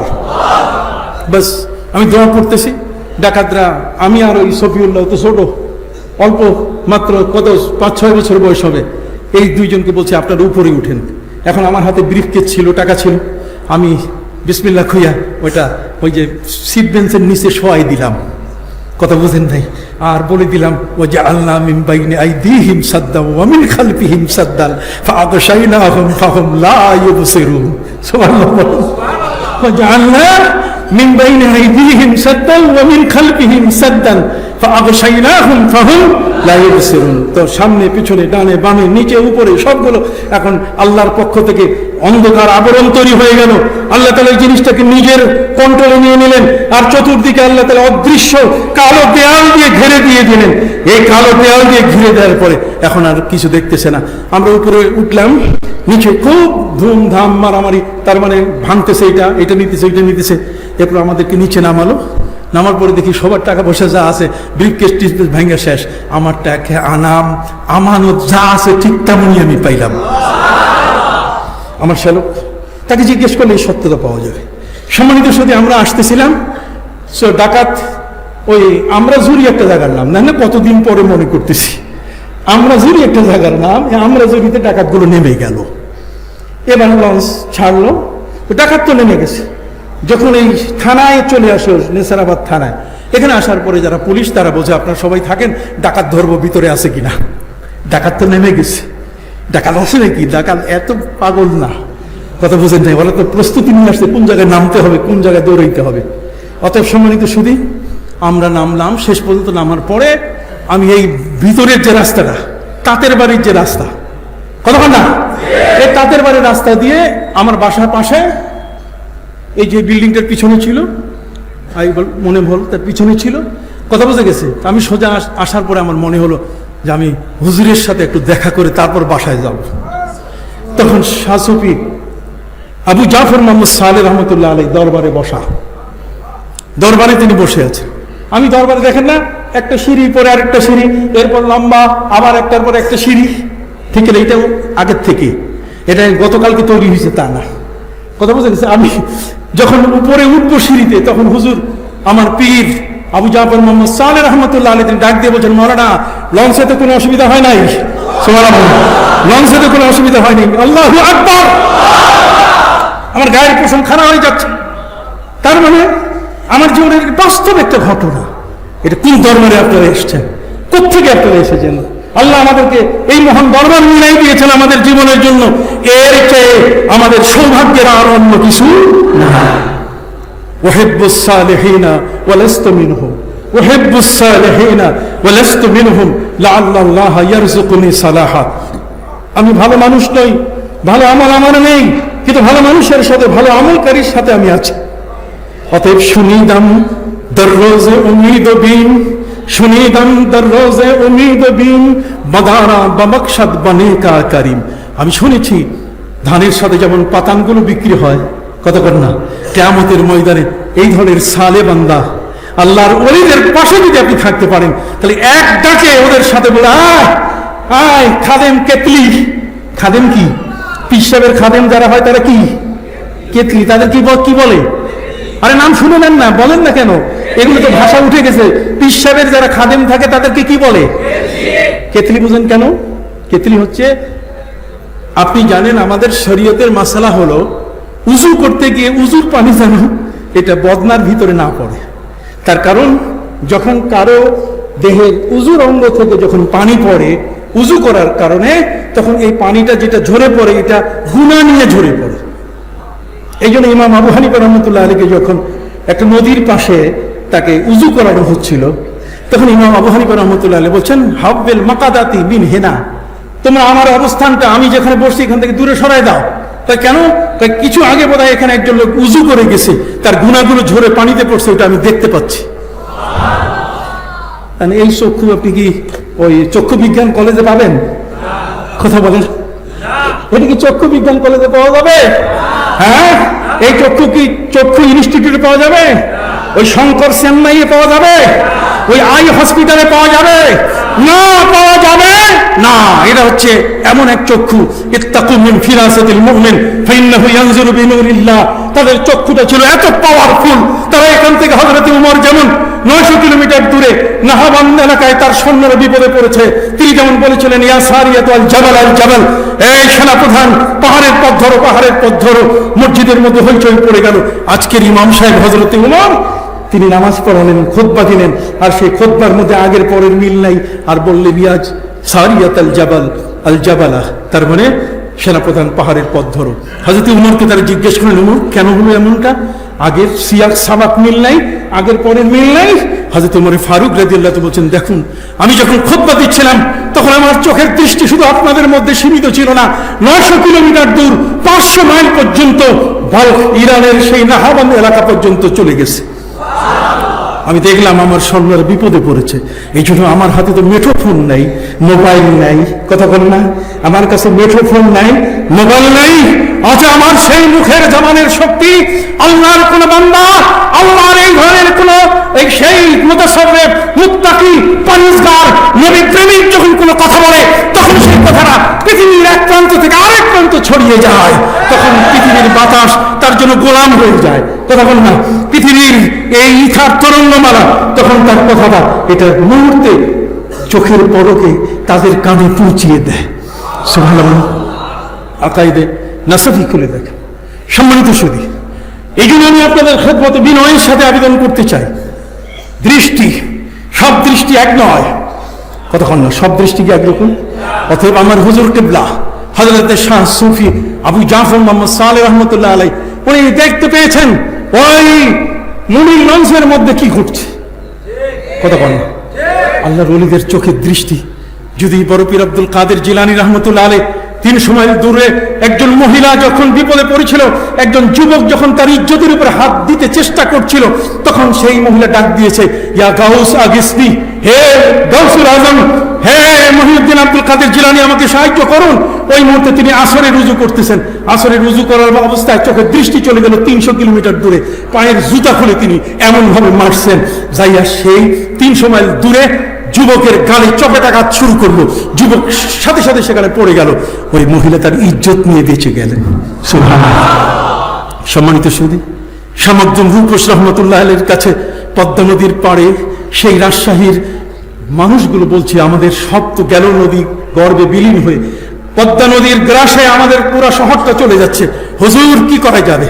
এখানে কি কোনো ব্যক্তি যদি ইচ্ছে করে এখানে যদি কোনো ওই ধরনের ওই পাথরের বড় বড় বক্স যদি ফেলে দেয়, তাতে কোনো মতেই এই মানে গ্রাস এটাকে রক্ষা করার কোনো, গ্রাস থেকে বাঁচার কোনো সুযোগ নাই। হযরতে শামুদ্দিন রূপস রহমতুল্লাহ আলাইহির কাছে কিছুই ছিল না। পায়ে ছিল খড়ম। পায়ে ছিল কি? খড়ম বুঝেন?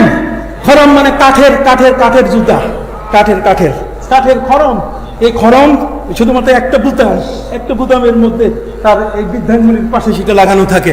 সম্মানিত শুধু ডাইন পাশের খড়মটা দিয়ে তিনি বলছেন, আগে পদ্মা নদীটাকে শাসন করে দেই, তারপরে দোয়া করব। উনি পদ্মা নদীকে সামনে দেখে তিনি বলেন, রে পদ্মা থাম। বলার সাথে সাথে পদ্মা ওই যে থেমে গেছে, আর পদ্মা আগাতে পারে নাই। পদ্মা আগাতে। অতএব যারা আজকে এই সমস্ত অলিয়া উলিয়াদের সম্পর্কে বাজে কথা বলে, মিথ্যে কথা বলে, তহমত দেয়, তাদের প্রতি অপবাদ দেয়, এরা জ্ঞান পাপী। এদের এই জগৎ সম্বন্ধে আদৌ কোনো নলেজ নাই। এদের চক্ষু আবু বকর সিদ্দিকের চক্ষু নয়। আবু বকর সিদ্দিক রাদিয়াল্লাহু তাআলার স্ত্রী কতক্ষণ তিনি তাকে মনে মনে বলবেন, ভাবছিলেন যে আমি একটু আমার স্বামীর কাছে আবু বকর সিদ্দিক রাদিয়াল্লাহু তাআলার কাছে বলবো। উনি যখন রাষ্ট্রের প্রধান, তিনি স্ত্রী, তিনি মনে মনে চাইলেন যে আমি একটু মিষ্টি খাবো, কিন্তু পরিবারের যে টাকা, যেভাবে উপার্জনটা যতটুকু, তাতে মিষ্টি খাওয়ার টাকা থাকে না। ঘরের অনেক মা আছেন, বোন আছেন, তারা স্বামীর দেওয়া সপ্তাহের টাকা, এর থেকে খরচের কিছু টাকা তারা বাঁচান।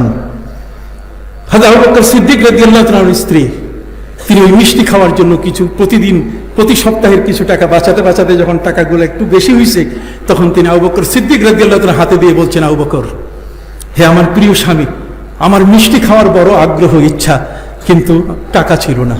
আপনার দেওয়া খরচের টাকা থেকে আমি এই টাকাটা বাঁচিয়ে আজকে দিলাম, একটু মিষ্টি এনে দেন। আবু বকর সিদ্দিক রাদিয়াল্লাহু তাআলা বলে, দেখো তোমার হাতে এই টাকাটা তুমি বাঁচাইতে পারছো, তাহলে বোঝা গেল রাষ্ট্রীয় কোষাগার থেকে আমাদের বেতন বেশি আসতেছে, আমাদের টাকা বেশি আসতেছে। কথা বলছে, যেটা তুমি বাঁচাইছো সেটা দিয়েও তো সব মাস চলে গেল, তাহলে এই অতিরিক্ত টাকা আমাদের প্রয়োজন নাই। উনি বলছেন, মিষ্টি খাওয়া নয়, বরং চলো এটা রাষ্ট্রীয় কোষাগারে জমা দিই। রাষ্ট্রীয় কোষাগারে জমা দেওয়ার মতো মাথার চিন্তা, দৃষ্টিশক্তি যেটা আমার রাষ্ট্রের, সেটা আমি কেন ব্যবহার করব? অথচ আমরা কি করি এখন? আমরা যদি কোনো একজন সাহেব হতে পারি, বড় একজন যদি অফিসার হতে পারি, তাহলে আমার সরকারের তেলের টাকা দিয়ে আমার গাড়ি শ্বশুর বাড়ি যায়। কতক্ষণ না? কোথায় যায়? শ্বশুর বাড়ি যায়। আমার মেয়ে ছেলে স্কুলে যায়, তাদেরকে আনা নেওয়া করা হয় কিনা ভাই? আমি কি মিথ্যা বলছি? কাজে এই তাকওয়াটা আসবে না যতক্ষণ পর্যন্ত আল্লাহর ওলিদের কাছে হাত দেওয়া না হয়। বুঝতে পারছেন? তাহলে মোরাকাবা করতে গেলে কয়টা জিনিস লাগে?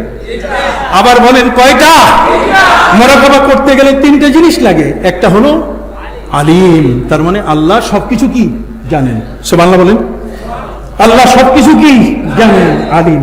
আর আরেকটা হলো সামি, আমি যা কিছু করছি সবকিছু কি দেখতেছেন। আরেকটা হলো বাসির, তিনি দেখতেছেন। তিনি কি দেখতেছেন? বুঝেন? তার মানে আমি যা কিছু করছি, আমার নকল হরকত, আমার উঠা বসা, আমি কি গানের মজলিসে যাচ্ছি, সেখানে কি যাওয়ার পরে সেখানে কি ঢোল তবলার সাথে, সারিন্দার সাথে আমি কি এক হচ্ছি সেখানে? আপনারা কি জানেন তাসাউফের সবচেয়ে বড় বাধা, মানুষের দেহে মদ খাইলে যেমন মাতাল হয়, একটা মানুষের যদি গান শুনে তাহলে তার নফস মাতাল হয়ে যায়। এই জন্য নফসের মদ হলো গান। নফসের মদ হলো কি? আবার বলে না, নফসের মদ হলো কি? অতএব কোন ব্যক্তি যদি গান শুনে তাহলে তার নফসটা নষ্ট হয়ে যাবে, এই নফসটা থাকবে না, তখন নফসটা নফসে আম্মারা হয়ে যাবে। ওয়া ইন্নান নাফসা লাআম্মারাতুম বিসসু ইল্লা মা রাহিমা রাব্বি। যদি আল্লাহ না বাঁচান তাহলে বাঁচার কোনো উপায় নাই। বুঝেন নাই? এই জন্য ইস্তেমাউল মালাহি মাসিয়াতুন, কত গানের মজলিসে বসা এটা কি গুনার কাজ। জোরে বলেন কিসের কাজ? গুনার কাজ। কথা বোঝা গেছে? জুলুস ফিহা ফিসকুন, মজলিসে বসা শুনে শুনে গান শোনা এটা ফাঁসিকি কাজ। তালাজ্জুজু বিহা কুফরুন, আর যদি তালি দেয় হাতে, ও চিৎকার দেয়, তাহলে সেটা হবে কি কুফুরি, বউ তালাক হয়ে যাবে। অথচ আজকের আমাদের হাতে যে মোবাইলগুলো, এই শয়তানগুলো গান ঢুকাই দিছে, মসজিদের মধ্যে গান বাজা উঠে। কথা বল না? মসজিদের মধ্যে কি গান বেজে উঠে? আমি কি ভুল বলেছি? জোরে বলেন। খবরদার, নফসের সবচেয়ে বড় শত্রু হলো কি? গান।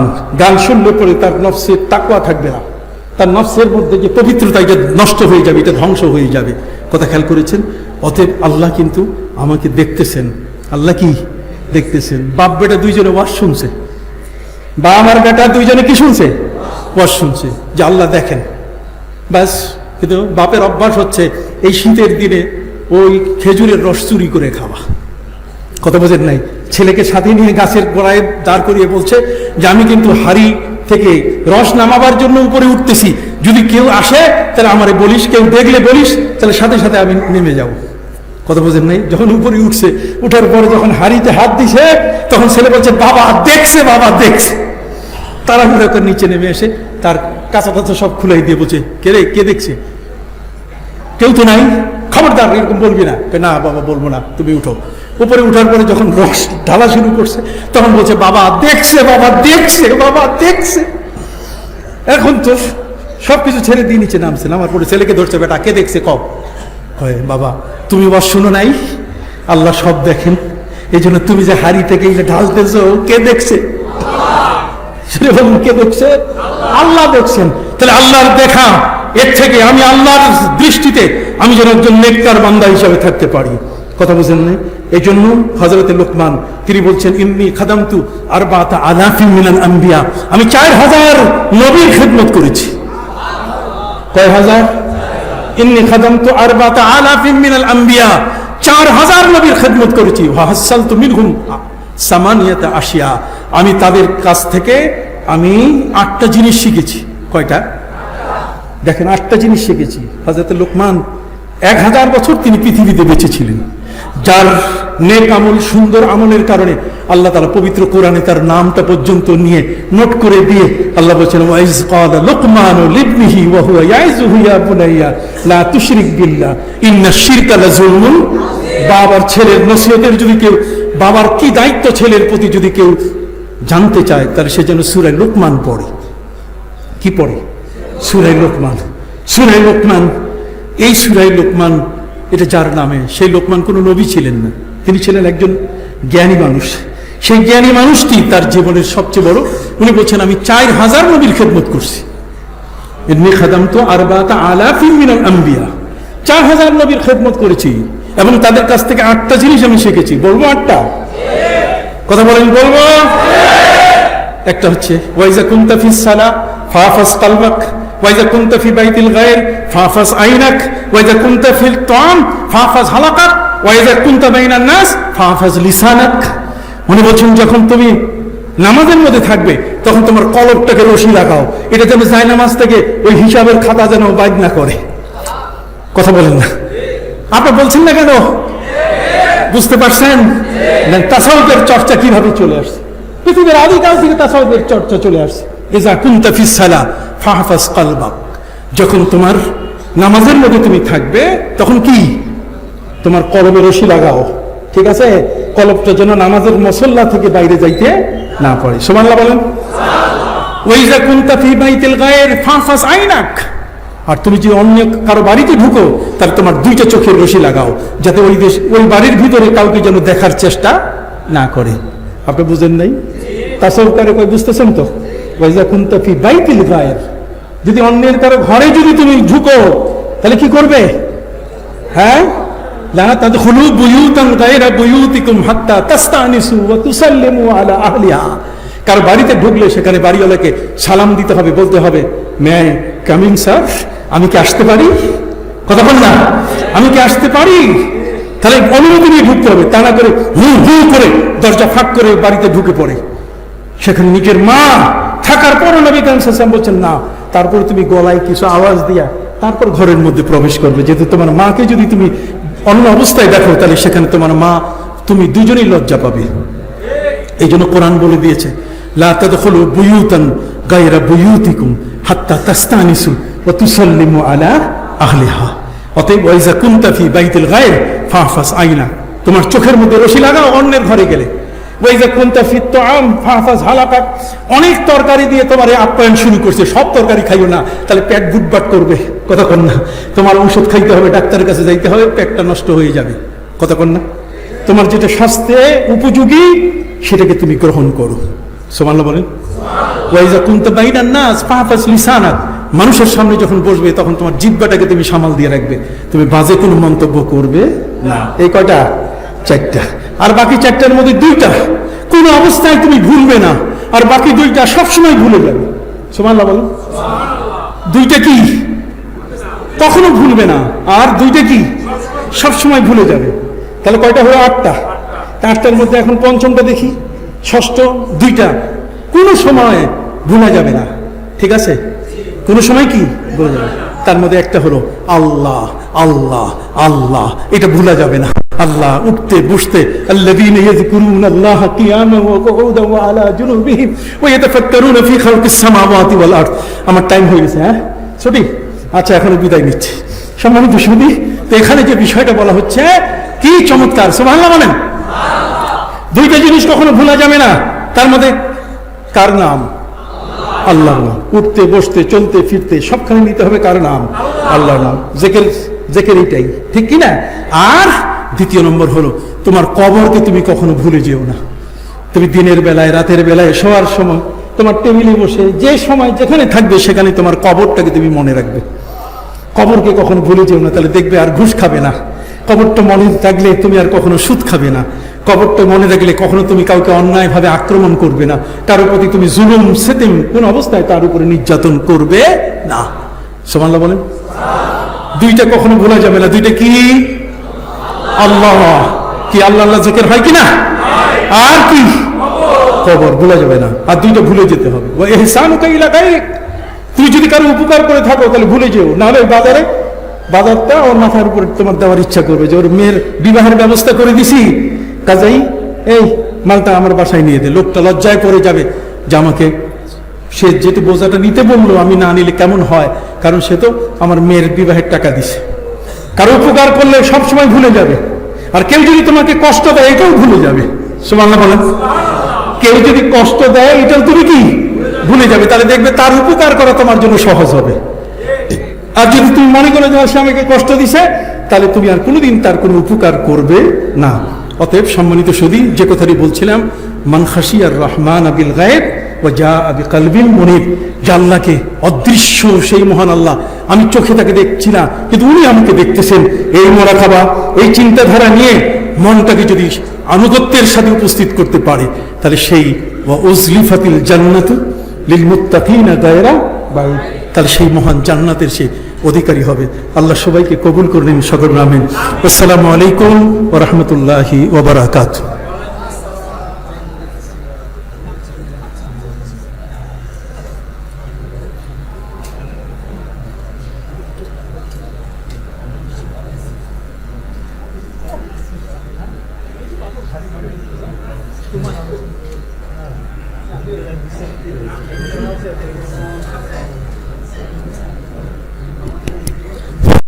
লাইন দাও